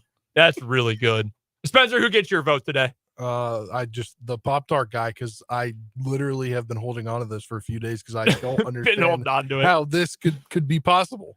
That one's great. Yeah, this other guy clearly has a drinking problem, but I do find it very funny he fell off the boat. I do love that. All right, so our Pop-Tart assailant versus our cop from Cambridge, Massachusetts. The Pop-Tart story is funnier. The hanging your gun by the Stupidity. trigger guard is dumber. Yeah. So it all depends. Are you going for dumb or are you going for jokes? Because I'm not upset either way. I think I'm going to stick with the cop. I think I'm going to stick with the police officer. You're in a school where you should already be more safe. You've done it for 37 years. You should know better. Yeah. That's the one I'm going with.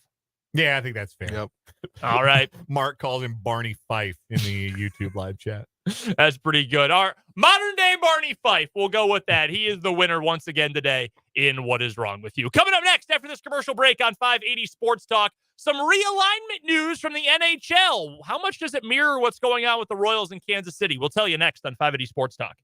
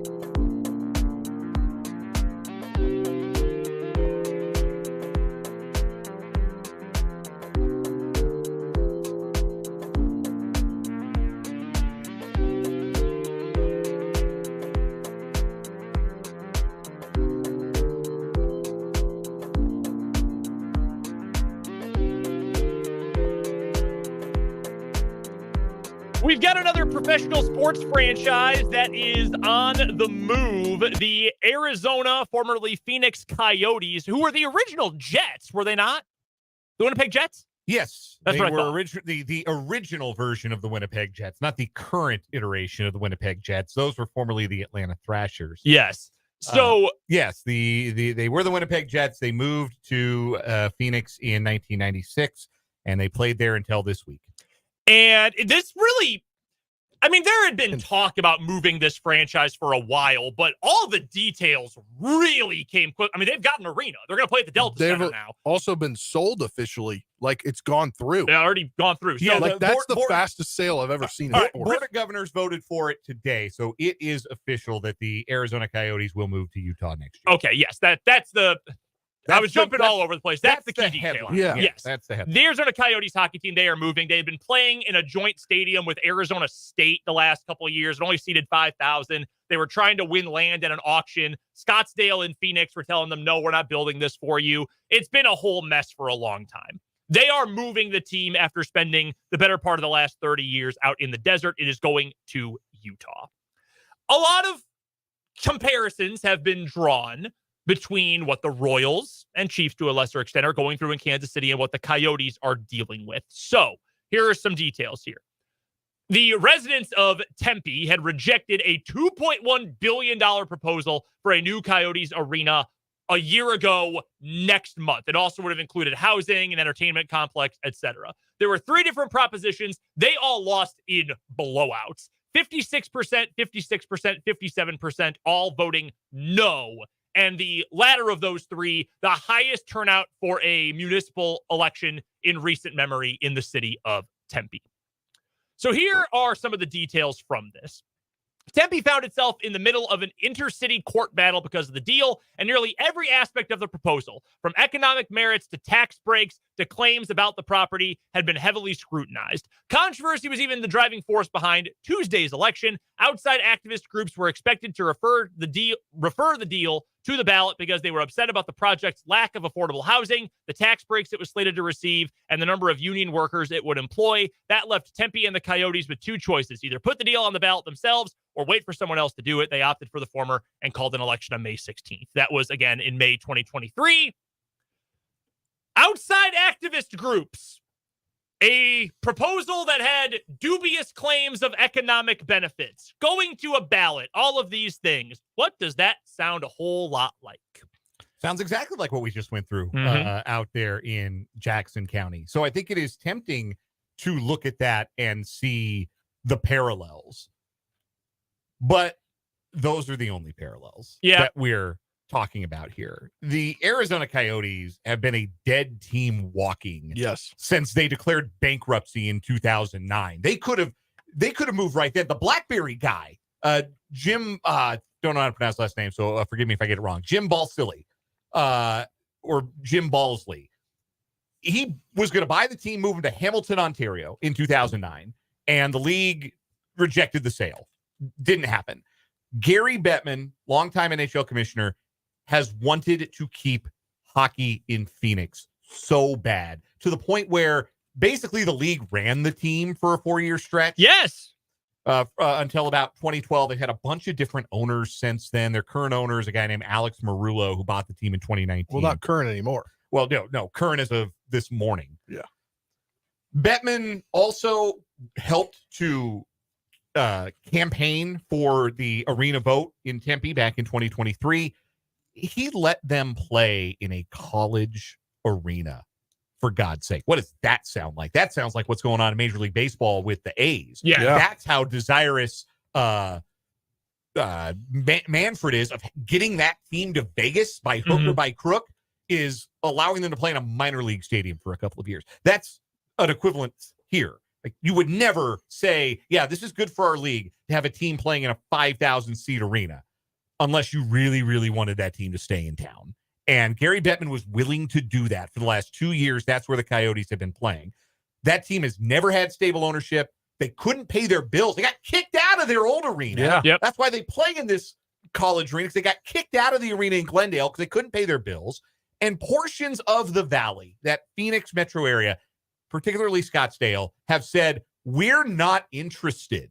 We don't want a stadium, an entertainment complex. We're not interested in keeping having the Coyotes here. So there wasn't enough desire on anyone's part who was not named Gary Bettman to find a viable long-term solution to keep the Coyotes in Phoenix. Well, I think the owner wanted to too. I read something like yesterday where part of a deal, like a sale, would be that at some point he would be interested in having another team in the area. He wants to build, Alex Marullo, the aforementioned now former owner of the Coyotes, wants to win this land at auction in Scottsdale, which folks in Scottsdale don't want him to win. And he wants to build now in a slight deviation for what we're dealing with in Kansas City. This is not public money we're talking about here. He wants to build this with his own money, the arena and the entertainment complex. He wants to win this land at auction and build the arena. Problem is, if he does, they're not going to get shovels in the ground until 2025, which means you're not going to get an arena open until 2027 at the earliest. You've got a team playing in a 5,000 seat arena in your league for the next 3 years. And that was not acceptable in the end. That was the dividing line for Gary Bettman, where he said, look, we got to do something about this. We can't continue to have this be the working condition of one of our 32 franchises. So the deal that has been struck, the NHL is buying the team from Marullo. They are selling the team, essentially the players in front office. That was, but I just read that it's actually directly to him. It's facilitated by the NHL. And they're and the team will go to Utah as like a brand new thing, essentially an established expansion team, where Marullo will now have 5 years to, if he gets an arena built by 2029, then the NHL will consider Phoenix for expansion in the future. Or he could just pocket $1 billion and walk away. So yeah, up to him. But there is no comparison here to the Chiefs and the Royals, in the sense that with the Chiefs and the Royals, you have stable ownership, you have deep pockets, and you have, most importantly, a lasting bond between them and the city/metro area they've been a part of for the better part of 6 decades. Well, and that's why I think the Royals situation is different than a lot of potential relocation situations right now. Arizona, Scottsdale didn't want the team. Tempe only wanted the team because, frankly, they were in this 5,000 seat stadium because they just started their program at Arizona State. Yes. They just did. And it worked out great for Arizona State because they got NHL accommodations in a small stadium for a college hockey team. But Phoenix itself didn't want them. Glendale kicked them out. No one wanted that team in the desert. The White Sox in Chicago. No one wants to deal with Jerry Reinsdorf and the people he associates with because he's a curmudgeon, he's 100 years old, and he's terrible at his job, and he doesn't work well with people. So that's why they are talking about, well, what if we move to Nashville or whatever? The Royals want to be in Kansas City. Kansas City wants to keep the Royals. That is the big difference here. And that's why I still think something is going to end up getting done somewhere in the Kansas City metropolitan area, because they want that relationship to exist and to last, which is a good thing if you're a fan. And I mean, look, I feel terrible if you're a fan of a team, if it's the White Sox and they end up moving, or if you were an Arizona/Phoenix Coyotes fan and you love hockey out there. And I mean, it sucks. Relocation is not a good thing. But in terms of the business side of it, there's a lot more logic behind the Royals being able to work something out in Kansas City than Phoenix and Arizona being able to work something out. It was never going to work. Don't draw too many straight lines is the bottom line between what's happened there in Phoenix and Tempe and what's happening with the Royals. We've got 1 hour left of 580 Sports Talk coming up after the news. We've got headlines and a whole lot more. Your text, your comments coming up on 580 Sports Talk.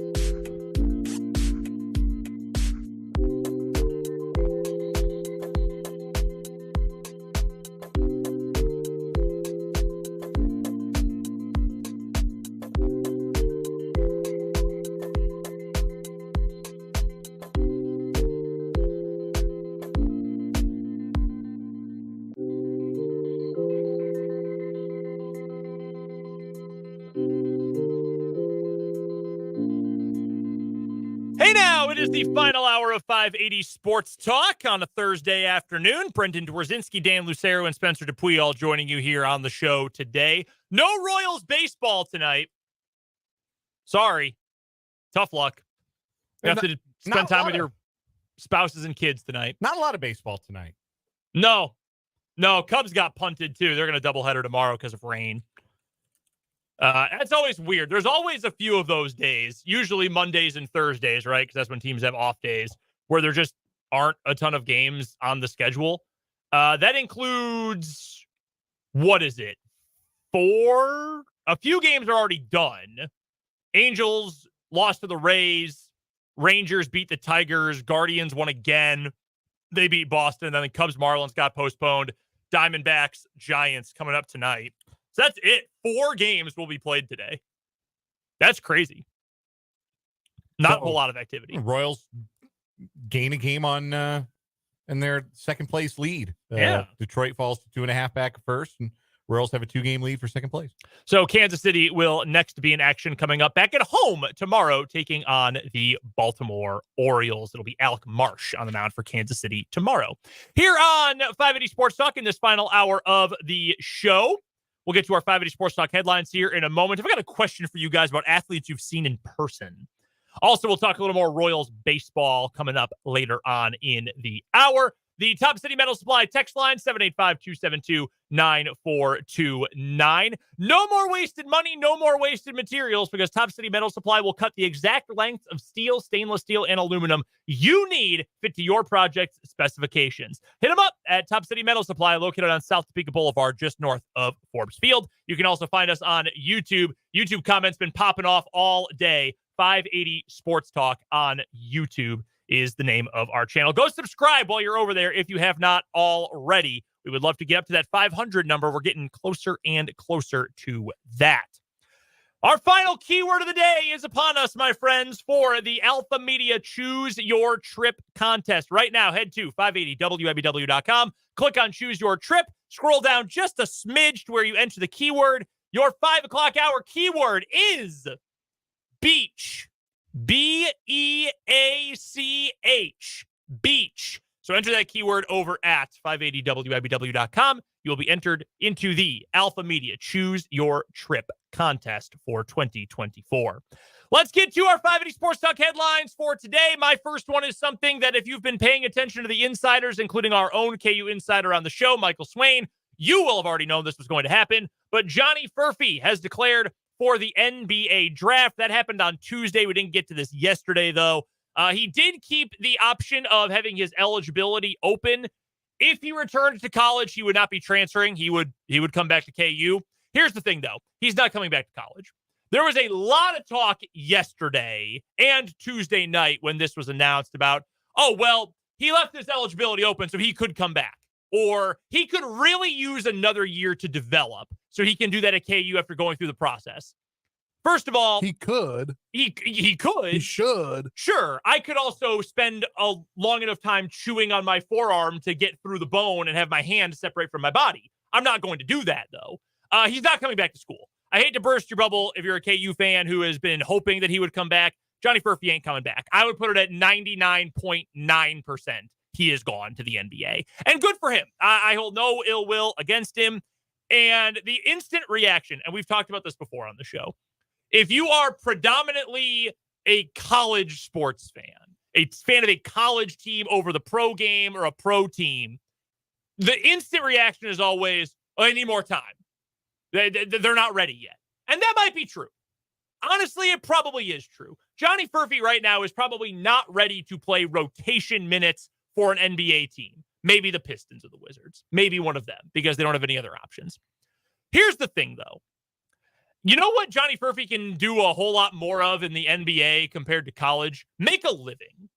Because especially for an international player, it is really hard to make NIL money. You got to jump through a whole bunch of hoops. It's easy if you play an international game. KU is no longer playing an international game next year. So that threw that out the window. So it went from about 5% chance he would return to 1 or less % chance that he would return for next year. The other thing, too, and I had to come to grips with this, as someone who is also more of a college basketball fan than an NBA fan, I did have to come to grips with this eventually. There are other ways to develop than playing college basketball. NBA teams can also develop players. You can get stronger and work on your shot and your defense and whatnot at the NBA level. Yeah, and the G League is a lot more viable for that than I think it used to be. Oh, way it more feels viable. like it's really grown the last 5 to 10 years and become a much more viable path to the league for guys who are drafted and maybe are not quite physically ready, not quite all the way there with their games. Grady Dick started this year in the G League, a kind of a two-way guy with the Toronto Raptors, played some in the G League, ended up playing 60 games, starting, I think, 17 games this year for the Raptors. And I mean, obviously the Raptors were a tanking team for the second half of the year after they drafted Pascal Siakam. Their year was about development a lot more than it was about trying to go to the playoffs. But that opened up the opportunity for Grady Dick to continue to play. And from all accounts, I'm not going to lie and pretend I watched a bunch of Raptors basketball down the stretch, but from the accounts I have read, Dick acquitted himself really well down the stretch and has put himself in line to play quite a bit. I could see a similar path for Johnny Furphy, who's really young and just needs to play. And I guess that's the argument for staying in school. Like, well, you play more minutes, you play good competition, get good coaching, age appropriate competition, good coaching. But there's good coaching in the G League and there's good competition in the G League. And I think Johnny Furphy's ceiling is absolutely an NBA player, an NBA regular. I think that's his ceiling. His shooting ability, his athletic ability, his ability in transition, and the size that he has. Actually, a lot like Grady Dick, kind of an underrated finisher, too. Yes. There were lots of, like, Grady Dick, obviously, as good a shooter who's ever put on that KU uniform. So anybody's going to pale in comparison to Dick as a shooter of the basketball. But Furphy has some shooting ability that appears like it could be high level. And there are a lot of similarities in the transition game. What Furphy was able to do and what Grady Dick was able to do in his 1 year at Kansas. The big question for him, and this was a question for Grady Dick, how are you going to defend? Like, you've got the size and the athleticism to help on defense, even if you're not going to be like first team all defense. But are you an NBA caliber defender? And that's going to be the biggest thing that separates Johnny Furphy from being, just a guy who knocks around like a Svi Mikhailuk, just kind of knocks around from place to place, or somebody who really carves out a role on a team. The other thing, too, to keep in mind with this, we can't say this enough. It genuinely cannot be said enough. This is shaping up like the worst NBA draft in the history of the draft. It is atrocious. You have never probably heard. We went over his name the other day. Do you remember the Frenchman who has a good chance to go number one? Alex Storr, I believe is his name. No, the one who's actually playing in France right now. Sarr's been playing in Australia. No, the other guy, Timothy Chalamet. I believe his name is Zachary Risache, but yes, close. Yeah, close. Pretty close. This draft sucks. It is bad. Reed Shepherd from Kentucky officially declared for the draft today. There's another mini headline for you. He officially declared for the draft today. Reed Shepherd might be a top 5 pick. I like Reed Shepherd. He shot 52% from 3 this past year. He's a really good player. In an average NBA draft class, he's probably at the back end of the lottery. He might be a top 5 pick this year. Rob Dillingham did not start for Kentucky. He might be the number 2 overall pick. 24/7 Sports, they had in their mock draft him as the number 2 pick in this year's class. And I love Rob Dillingham, but number 2 overall pick. Crazy. Yeah. The talent in this year's draft stinks. So the absolute best chance that Furphy is probably ever going to have to be a first-round pick, like, go do it. I get it. Yeah. Don't begrudge him that even a little bit. First headline for me, a bit of a slow news day. So what do you say we get right into the playoff roundup? Whoosh! We need that. Come on. I know. I can do it. I'd give myself a little tennis elbow right there, though. I meant like a sounder for me to play. Yeah. We could do the good, bad, and the ugly music. We could, but that's a little derivative. We already do that. Yeah. We could play some other spaghetti Western music. What's the one? The XD Gold? Yeah. Play that? Oh, yeah. Yeah. We need that. Anyway, the playoff roundup, more like the play-in roundup. The play-in tournament is underway in the NBA. We know who the number 7 seeds are going to be in the NBA playoffs. Tuesday night, the Los Angeles Lakers held off a second half rally from the New Orleans Pelicans. And it will be the Lakers, who are the number 7 seed, and match up in the first round with the number 2 seed Denver Nuggets, who swept them in last year's Western Conference Finals. Meanwhile, in the Eastern Conference, the 76ers got a big game from Nick Batum. That's why the bleep he's in. I had no idea Nick Batum was still in the NBA. I had no idea. You've seen the viral clip of the rapper doing a freestyle. One of the lines is sitting courtside saying, "Why the bleep Batum in?" Mm-hmm. Like everybody on Twitter last night. Oh, I guess that's why he's in.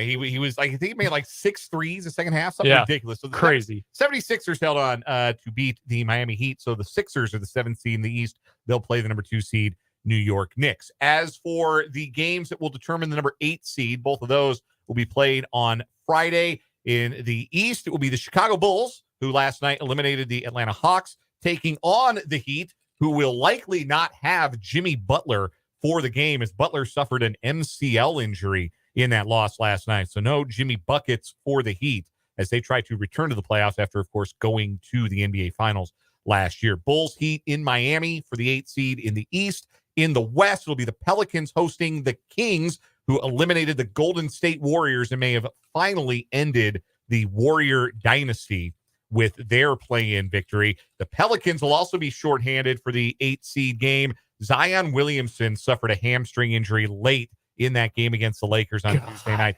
So cruel. He was kicking ass that game. That's the best game of his NBA career. He had 40 points, 40 or 41 points. He scored to tie the game with 3 minutes left. And he came down funny and had to come out of the game and didn't return, and the Pelicans lost. And it's a bummer because Zion Williamson is one of the most unique basketball talents I think we've seen in the last little while. His body, his explosiveness, his leaping ability, his playmaking ability, which is really underrated. And we just haven't been able to see it because he can't stay healthy. It sucks. All that, when you take off, you have to land too. And the landing, all of that landing appears to have really taken its toll on Zion physically over the last 3-4 years. So he will not play for the Pelicans as they host the Kings. Again, that's on Friday night to determine the 8th seed in the West. That's your playoff, play-in roundup. All right, so starting with the West here, no one is going to go to that game. That Pelicans-Kings game, absolutely no one will be there. It is going to be the emptiest play-in game ever. No Zion. Pelicans heartbroken by their loss the other night. That is going to be very sad. The Golden State dynasty, I'm fine saying it's over. I know some insiders are saying, well, Golden State might think about bringing back Klay Thompson after all. He's done, man. He went 0 for 10 shooting in that game. It's over for them. Draymond continues to be a fool. Klay can't do it anymore. Andrew Wiggins used up all of his superpowers to win that ring 2 years ago. KU, great. He's not a contributor to a championship team anymore. The whole Jordan Poole thing was a disaster a year ago. I mean, it's done. And Steve Kerr will take no responsibility for anything, which is always one of his greatest assets. So that's over with. The East, I was amazed the Bulls played as well as they did. I thought Atlanta would try on defense. They're a bad defensive team always. I thought they might try. They didn't on defense. So that kind of screwed their whole effort up. Kobe White rules. Kobe White's awesome. And I'm glad he got his moment in the sun. But it doesn't count. He set a new career high with 42 points, except it doesn't count. They're not regular season stats. They're not playoff stats. The NBA just does it. Like the game happened, but they don't count for anything. The stats don't. Isn't that weird? It's stupid. It's very bizarre. Well, like a lot of decisions the NBA has made in the last couple of years. I feel bad for the Heat, though. I feel bad for my guy, Jimmy Butler. I love Jimmy Buckets, but Jimmy Buckets. It might lead to the Bulls making the playoffs, which I don't really know that I want. So the NHL regular season ends tonight, so we already know most of the playoffs. I believe the whole East is done. It's the West that the seeding's not. Yes, that's correct. It's nothing but Western Conference games tonight to wrap up the NHL regular season. So we'll set the bracket and make some picks on tomorrow's edition of the playoff roundup. But for this edition of the playoff roundup, we know all the matchups but one, and the playoffs get started on Saturday. So let's go ahead and make some picks real quick. We don't have to give thought out reasons unless we're the lone wolf. So that's how we'll do this. We'll go through the picks, and if you pick different than Spencer, if you pick different than me and Brendan, or Brendan, I probably will on Spencer one and me, certain one. then go ahead and defend yourself. But here's what we've got for the playoffs. We all agree the 1 seeds, Boston's going to beat either Miami or Chicago. Oklahoma City's going to beat either Sacramento or New Orleans. Yes. No dissent there. No dissent. No. Okay. In the East, we'll go then the Eastern Conference. New York, Philadelphia. Spencer, who you got? Wait, what? New York, Philadelphia, Eastern Conference, first round. Make a pick. Oh, we're talking NBA. Yes. I'm dumb. I was thinking NHL for a second. No. I got Philadelphia. Philadelphia pulling the upset. Interesting. What do you think, Brendan? Yeah, I'm going with Philadelphia as well. I'm going with the Knicks. They're the better team. Joel Embiid's still not 100%, and I think they're going to beat them up, wear them down, and the Knicks are going to win that series. Who's the next coach? Tom Thibodeau. They are going to lose. Okay. I love Thibodeau. I love Tom Thibodeau. I love it. Eventually, they're KU. The Knicks are the 2023-24 Kansas Jayhawks. You cannot play all your guys 44 minutes a game for a full season and win in the playoffs. I think that's true to an extent, and I think that will be true eventually, but I do not think it will be true in this first round series. Anyway, number 3 seed Milwaukee, number 6 seed Indiana, Bucks, Pacers. Brendan, who you got? Spencer, I'm with you. I thought we were still on the NHL. No, and I thought we do the NHL tomorrow. Well, I got very confused. There was a lot happening. I got confused, and I thought, oh my geez, God, the Rangers. I have no freaking clue if the Rangers are going to beat the whoever else. Glad I wasn't the only one. Which matchup are we on now? We are on the Milwaukee, Indiana. Milwaukee, but I don't have any confidence in that at all. Who you got? I'll have to say the same. I'm going with Indiana because Giannis is hurt. And Doc Rivers is coaching. Yes, also Doc Rivers in the first round. So I will say the Pacers pull the upset there. The 4-5 series in the East, the Orlando Magic is the 5, the Cleveland Cavaliers are the 4. I will pick first. I will say that Cleveland wins that series. I've got the Magic. I've got Cleveland. All right, why the Magic? I think the Magic have better vibe than the Cavs do. I think they have been playing under the radar basketball, but better basketball as of late. And I think the best player in that game or in that series plays for the Orlando Magic. Banchero?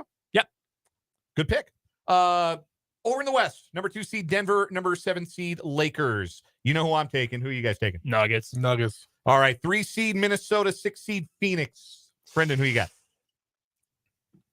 My whole life, the Timberwolves have been awful. They've just been butt forever. Yes, I would agree. I'm gonna pick the Suns.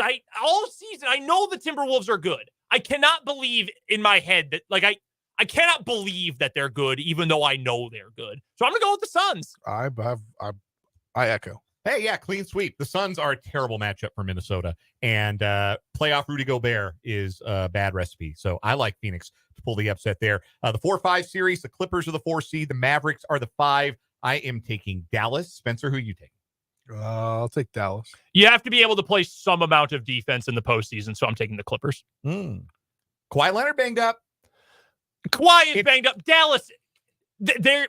I know they don't guard. They are the Hawks with a better star. I know they don't guard. They don't play any defense. All right, so those are our NBA playoff picks. Hold us to those or don't. It's fine. I think the Thunder will beat whoever they play. By the way. Yes, we agreed that the 1 seed. Oh, okay. I thought we were just OKC and Boston. Yeah, agreed. All right, Spencer, you got a headline? Yes. Couple things in this headline. Caitlin Clark was introduced yesterday to the media, and I don't know if you guys heard about this.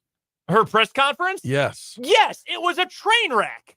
That guy is disgusting. Yeah, so Greg Doyle, who is Is that the headline? Man is disgusting? Man is gross, yes. So Greg Doyle has written about sports in Indianapolis for a long time. And so Caitlin Clark, I'm sure you've seen it. If you've ever seen a Caitlin Clark highlight or a game, I'm sure you've seen when she finds her family in the crowd, she makes a heart with her hands and flashes it to her family. It's very nice. So Greg Doyle did that to her during the press conference, just kind of flashed it at her. And she's said, like, yeah, I don't have the exact quote in front of me. I'll paraphrase it. He basically said, we'll get along if you do that to me. Like, ew, why are you in a saying weird that? tone? Why are you saying that to this woman? Why are you doing that? And people have found some tweets. Yes, he's a creepy man. Yes. And yeah, so she yikes. It was unpleasant. That's the first part. Second part is according to the Athletics Shams Charania, She is going to sign a $20 million Nike deal. She'll get her own signature shoe. Obviously, there's a couple other players in the WNBA that have their signature shoes at Nike. But I would say her shoe is probably going to shatter records with sales whenever they drop. Also, Under Armour and Adidas made sizable offers to Clark, but not $20 million. But I thought she was going to have to take a pay cut to leave college and go play in the WNBA. Her actual salary, yes, but yeah, Darren Ravel was her really yearly take home. He was really hammering that point home, but it was such a bad faith argument from the very beginning. I believe, if I'm not mistaken, this is not the highest paid shoe deal for a women's basketball player. I believe that's Sabrina Ionescu, because I think her deal was for 24, if I'm not mistaken, which also makes a little more sense. I mean, she went to Oregon. She was right in Nike's backyard. She kind of had an early jump start on all of that. And you are correct about that, by the way. Also, I'm not going to lie. I don't wear basketball shoes ever because I don't play enough. I don't play pickup enough to buy basketball shoes for that purpose. I have Jordans, but that's a style choice. Sabrina Ionescu's shoes are awesome. Yeah. I love her shoes. They're pretty slick, right? If I bought basketball shoes, I'd probably consider those. Really nice, like gradients and colors. Yeah. Like the colorways are nice. Yeah, they're cool shoes. Yeah, so if you're Nike, you can't screw this up. No. You're going to sell so many of these, don't screw it up. You got to get good ones out there. No, I'm not surprised at all by this. It has led to a lot of people I've seen on social media say, like, well, what about this player? What about this player? This player was an all-star. Why doesn't she have a shoe? Well, so much of the conversation is, well, Caitlin Clark's great. Yeah, but what about this other great player? Do you guys understand the concept? Not you guys, but people who say that. Do you guys understand the concept of popularity? Like, yes, the WNBA and women's basketball players probably should have gotten more respect over time. I don't disagree with that. We're dealing with a unique case here in terms of popularity and gravity. There hasn't been a Caitlin Clark before. No. She is so far one of one. Yes. Yeah, I will say about her deal, I'm glad she chose Nike because they have, I think, of the three, the best quality shoes, and that comes from somebody that worked for one of those companies. Yeah, I like Nike and shoes. Owns a lot of the shoes from said company. Final headline for me today. The NCAA updated its transfer rules this week. It was made official earlier today. No more waiting to transfer. Everybody is eligible right away. Any number of times you transfer, everybody is eligible. So all that nonsense from the start of this past college basketball season, out the window forever. Everyone can transfer however many times you want, and you can play right away. Provided you are academically eligible and in good standing at your previous school and meet progress toward degree requirements at the new school, which everybody finds a way to do. Ben Simmons could not have transferred, but everyone else could have. Remember when Ben Simmons publicly said that LSU did not prepare him for the real world when it was well known that he stopped going to class in December? He's like, I didn't learn anything. You didn't go to class. Everyone knew that. Very unlikable player, Ben Simmons. Yep. Any other headlines for you? No, that's a good place to leave it. I think that I got one. Go ahead. Go ahead. Walt Anderson is stepping aside as the NFL Senior VP of Officiating. He'll take a new role as rules analyst and club communications liaison, focusing on, quote, on communications with the clubs during the week and with our broadcast partners on game days, he said in the statement. Will NFL officiating improve with a change? No. And that will do it for today's 580 Sports Talk headlines. Coming up next, I've got a question for Dan and Spencer. We'll get their answers here on 580 Sports Talk.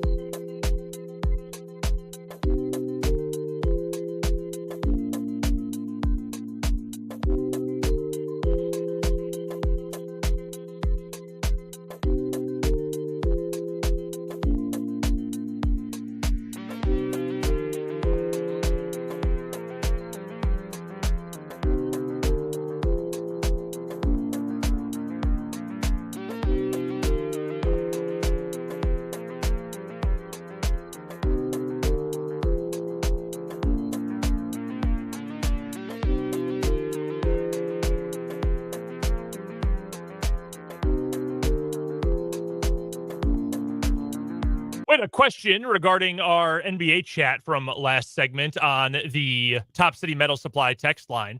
I agree that the Golden State dynasty is over. This comes from the 785. But what's next for Steph? I've always seen him as a Warriors for life guy, but I also don't see what he'd be sticking around for. By the time they're competing again, he'll be ready to retire. But will he chase a ring? I think he will stay with the Warriors. I do, because they are going to pay him because he's the greatest Warrior of all time. He's the best shooter of all time, maybe the best point guard of all time. He is up there. All right. He is not that far. Who's better? As a point guard? Yeah. Magic? Okay. Yeah.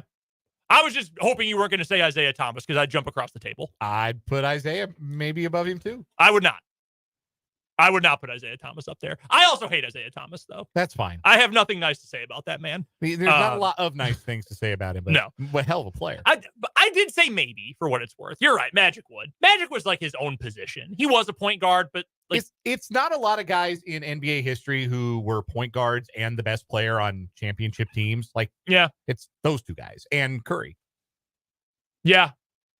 Would you put Zeke as the best Piston on those teams? Yes. Yeah. So it's those. I didn't know if you meant those two. Or Magic and Steph, but also Isaiah. So yes, three. Yes. Okay. Yeah. All Magic and Isaiah are the first two. Sorry, that leap immediately to mind as the best player on championship teams, like multiple championship teams. All that to say, I do think Steph will stick around. I think he is so ingrained with that team. He will stay till he retires. He doesn't need to chase rings. No, he's got 4 of them. They're going to try and put something together around him. Like he's going to be the fulcrum, and they're going to try and make it all make sense around him. If that means not re-signing Klay Thompson, if that means jettisoning Draymond Green, they'll do what they have to do to make it work around him. Yeah, for sure. I agree with that. Appreciate the text in on the Top City Metal Supply text line, 785-272-9429. I was thinking about this yesterday when I saw Mike Trout hit his 8th home run of the year. He also stole his 5th base of the year today. He's stealing bases again. The Fish Man is back. Mike Trout is back to being Mike Trout. I hope to God he stays healthy this year. Yeah, that's the biggest caveat, right? Like he's played well, and then the body hasn't held up here the last handful of years. But so far, he is playing some of his best baseball ever. OPS plus of 197 right now. Yeah, he's been right up there with some of his best work as a player, and he's the co-leader in the in all of baseball in home runs. So I have seen Mike Trout in person play 4 times. I've seen him hit a home run in 3 of those games, by the way. He's incredible. I love Mike Trout. Who is the player you feel lucky or honored to have seen play in person? Because I've felt that way when I've seen Mike Trout play. I love the dude. It's different when it's your own favorite team. Like, I could say Aaron Rodgers probably because he's one of the best to ever do it. I saw him have a perfect passer rating against the Raiders one time. But it's different when it's your favorite team, right? Because you, in theory, have seen them more often. Like, I watch Mike Trout play, and I think this is one of the greatest baseball players of all time. I love seeing him. Who are those guys for you? Boy, that you have actually seen in person. You know, that's a long list. I've seen Trout too a couple of times. I saw him not in his first season, which is 2011, but his rookie season, 2012. I got to see him play in Denver against the Rockies at Coors Field. So that was pretty cool to have been able to see him. Yeah, I've really been fortunate because I grew up in a major league city, just like, adjacent to a major league city, just like we all did. Yeah. And I was fortunate to be able to go to a lot of games as a kid. That was what, family outings when I was younger were to the ballpark or to the arena. And that's what we went and saw. So I've certainly been fortunate to see my share of Hall of Famers. Barry Bonds is one that jumps immediately to mind. I think it's pretty cool that I remember being a kid and going to a game where Barry Bonds and Todd Helton both homered. And I remember thinking to myself, it's pretty cool to go to a game where 2 Hall of Famers hit home runs. Mm-hmm. And Barry Bonds isn't going to get in the Hall of Fame, probably in his lifetime, maybe not in mine. So, but still, very cool thing. Helton's getting in this year, which obviously is great. So Bonds is the first one. I think he is the greatest baseball player I've ever seen, mm-hmm. and the greatest baseball player of his generation. I would have said that prior to the steroid nonsense. Just an unbelievable baseball talent, as good as it gets to ever play the game. So he's my answer probably for baseball, which is the sport I've seen the most. I was always a huge Allen Iverson fan. So when the Nuggets traded for him, I loved getting to see him in person a few times. My hipster answer, like if you're a music fan, there's always that one, like, I saw this band before they were cool. We've always got that you might have that one band or that one artist you saw before they hit it big. Yeah. So I was at K-State, Texas Tech, Mahomes' last year in college. So I got to see Mahomes before he was Mahomes. And it would be a lot cooler story if I had left that Bill Snyder Family Stadium that night telling everybody I knew, hey man, listen, this kid is it. This kid is going to be unbelievable. This kid is going to revolutionize the quarterback position as we know it. This is why I'm not a talent scout, because I left the Bill that night after I think K-State won like 44-38. And the only reason it was that close because Mahomes was unbelievable in the fourth quarter, but they still lost. And I remember leaving Bill Snyder Family Stadium that night thinking, yeah, kid's all right. Yeah, he's pretty good. Like he's probably going to get drafted. Like I did not leave thinking I have seen the future, which would be a much cooler story. But I got to see Mahomes in college, and that's pretty cool too. Do you have one? I have a multiple here. Okay. First, he's no longer the record holder for this because yet another Division II player actually broke it last year. But being there for Tyson Bagent's final season where he broke the NCAA all-time passing record, and then doing a show with him, and then like following his draft prospectness, even though he didn't get drafted, but like everybody there, and then seeing what happened, like coming home and things, like just the way the community rallied around this kid. It was just like not even being from there. Like there's no reason for me to, besides that I got to witness great football, there's no reason for me to think of anything about that, but just his greatness that he did for Division II at the time. And at the time being the all-time leader across all divisions in passing touchdowns. That's got to be one of them. Bryce Harper, Max Scherzer, seeing those guys play. I mean, even Steven Strasburg in, the years that he was really good, I would go to games just for his games. And then Alex Ovechkin, obviously.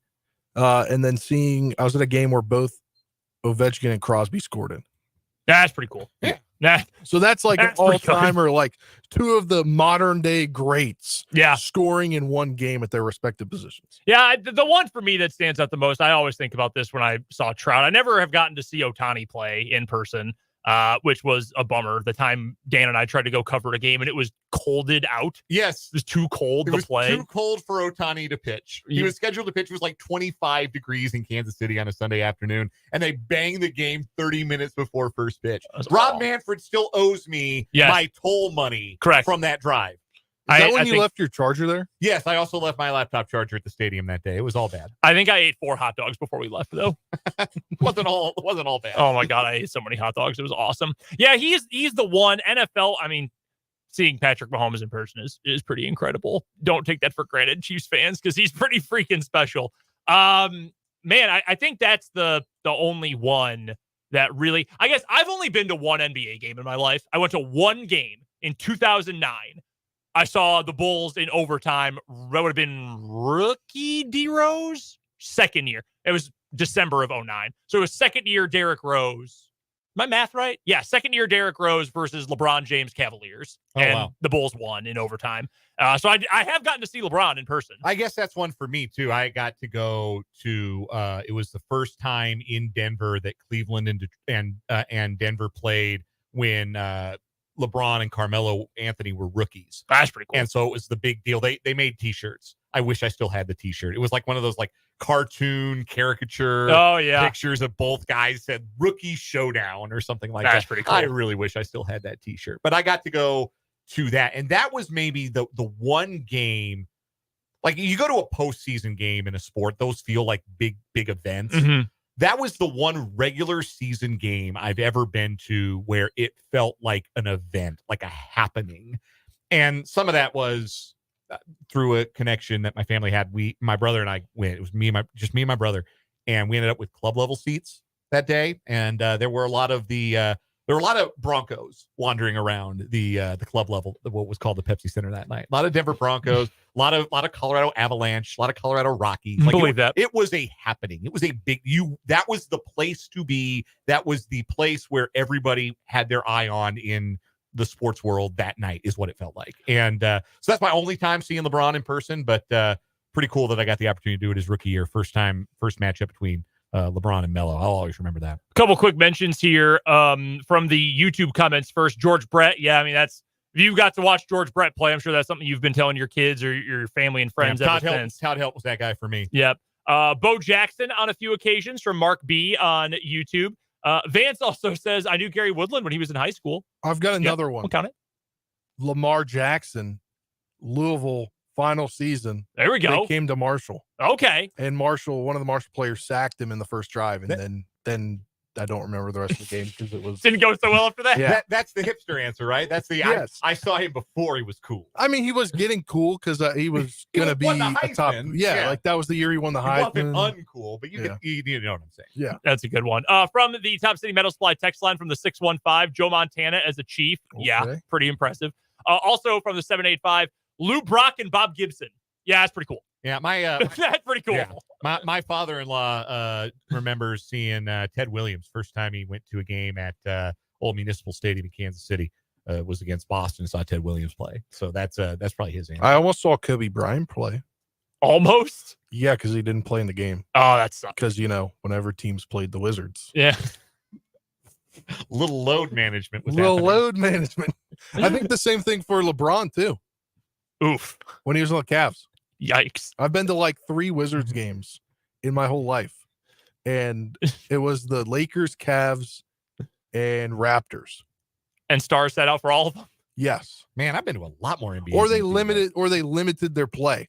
That's they brutal. played like DeMar DeRozan. Yeah. Didn't play that much. Kyle Lowry didn't play that much. See, like I didn't grow up in a house where people like loved. My mom likes basketball. My dad kind of does, but like I didn't grow up in a basketball house. I just liked basketball on my own. See, my dad grew up a big David Thompson guy. My dad loved Magic Johnson. So my dad's always really liked basketball. So that was when I was real little. Like I got to see Barkley with the Suns. I got to see young Shaq with the Magic when they came through town. That was pretty cool. My first Nuggets game ever was against the Spurs. His boss had given him tickets. They were right behind the Spurs bench. Oh wow! And I was like, I'm 4 years old, and David Robinson is the largest human being on planet Earth, as far as I'm concerned. That was kind of awe-inspiring for me. Did you also get lost leaving that game? No. Just Rocky's game. So Spencer made my wife mad, and now you're going to make my mom upset that story's out there now. Yes, I remember you telling me that she still is upset about that. Still upset about that. Like, zero jokes to be had by the time I got separated from my family at Mile High Stadium. Speaking of baseball, we've got some Royals to get to next on 580 Sports Talk.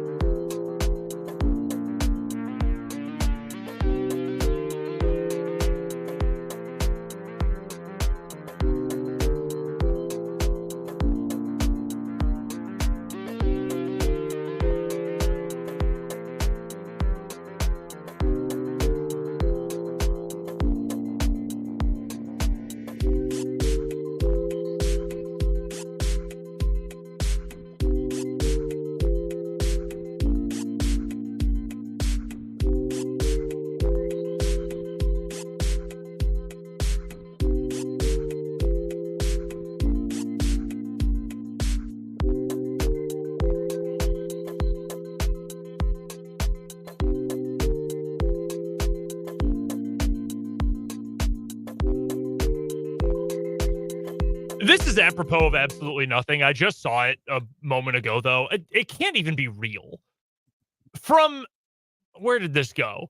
Since 2007, the 49ers have had a first-team All-Pro middle linebacker 12 times.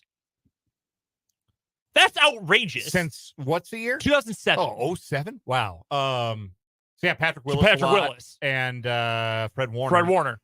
Just those two, or did Chris Borland wasn't All-Pro his 1 year, was he? No, he couldn't have been. Remember when Chris Borland was going to change the NFL forever because he retired after 1 year? Yeah. No, he didn't even win Rookie of the Year. He was not an All-Pro. He's a good player. Yeah, I mean, Patrick Willis is one of the... He didn't play for very long, but he's one of the greatest players I think I've ever seen. Yeah, he was an first-team All-Pro all but 3 years of his 9-year career, so 6 of those. That number can't be right. Well, I'm digging through Pro Football Reference right now, try to find the first-team All-Pros. Yeah, Patrick Willis, 07, 09, 10, 11, 12. Fred Warner's done it 20, 3 times. 22, 23.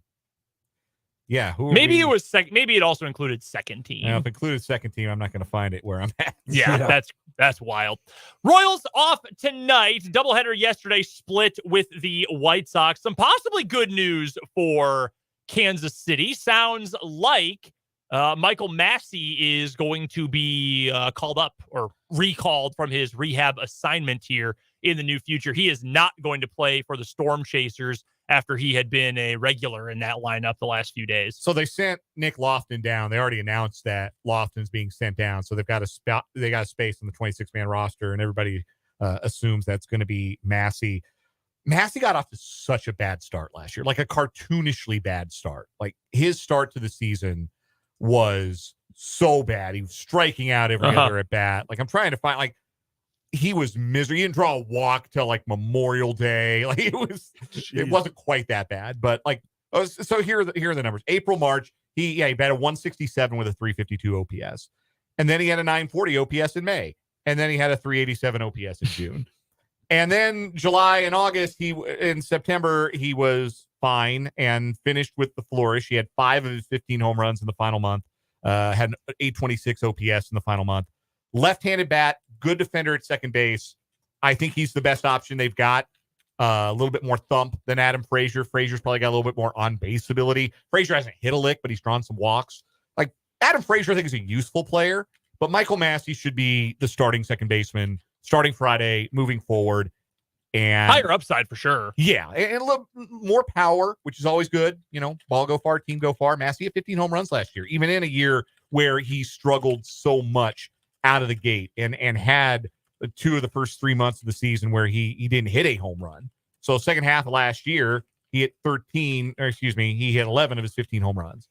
So could that be a sign? Because that was kind of how it went for MJ Melendez last year, where his first half was a mess. And the second half, he trended upwards and has started promisingly this year. Hopefully Massey can do the same. I think he makes the Royals lineup a little bit deeper. Yeah, and that's a plus, obviously, for this Royals team. And again, I like the fact that he's still got a little bit. We know what Frazier is at this point, and that's not a bad player necessarily, but it's player. Yeah. What is he value-wise in his career? Like wins above replacement-wise? He feels like a classic 2 wins a year kind of player. He was about a 1-win player last year.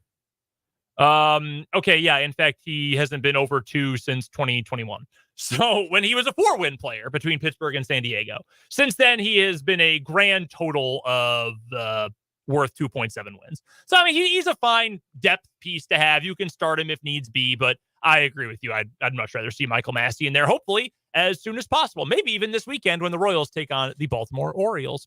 That is not tonight, though. We are heading right into some non-sports programming the rest of the evening, but we're going to end things with a bang. We got the final word coming up next here on 580 Sports Talk.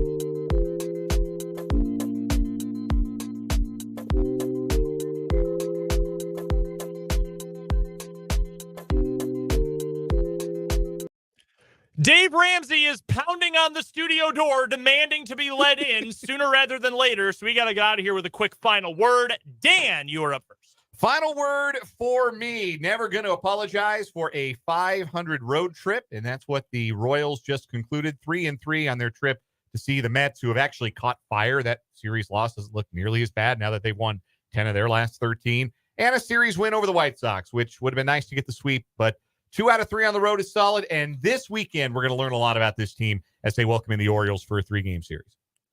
My final word is that we didn't get a chance to talk about it yesterday because we weren't here. The Capitals are in fact going to the playoffs because John Tortorella did not know that Detroit was already going to get in, and that Detroit had already eliminated them because they needed to win in regulation. They pulled their goalie, but it was a minute and a half after that the Detroit Red Wings scored to take it to overtime. So how fired up were you? I was so fired up and just laughing about it. But could be a run. Congratulations. Yeah, it could be a run just the way the season's gone. It's also the hockey playoffs when anything can happen. Yeah, but my one thing about that is it's a run because they usually are really good when they make the playoffs. Yeah. Final word for me today. Huge day for Kansas basketball, landing a transfer commitment and signing from AJ Storr from Wisconsin. Does he have flaws? Sure. Every single player in the transfer portal does. If they didn't, they'd either stay where they are or they would go to the NBA draft. But a great day. KU needed to add more scoring. AJ Storr can absolutely do that. Bill Self killing it in the portal so far. Maybe not even done yet. That would be a big deal. We're back tomorrow with a full show from 2 to 6. Matt Derrick will join us. Tim Fitzgerald will also be here. So we will join you then. Until then, for Dan Lucero, for Spencer Dupuis, I'm Brendan Dworzinski. Talk to you tomorrow back here on 580 Sports Talk.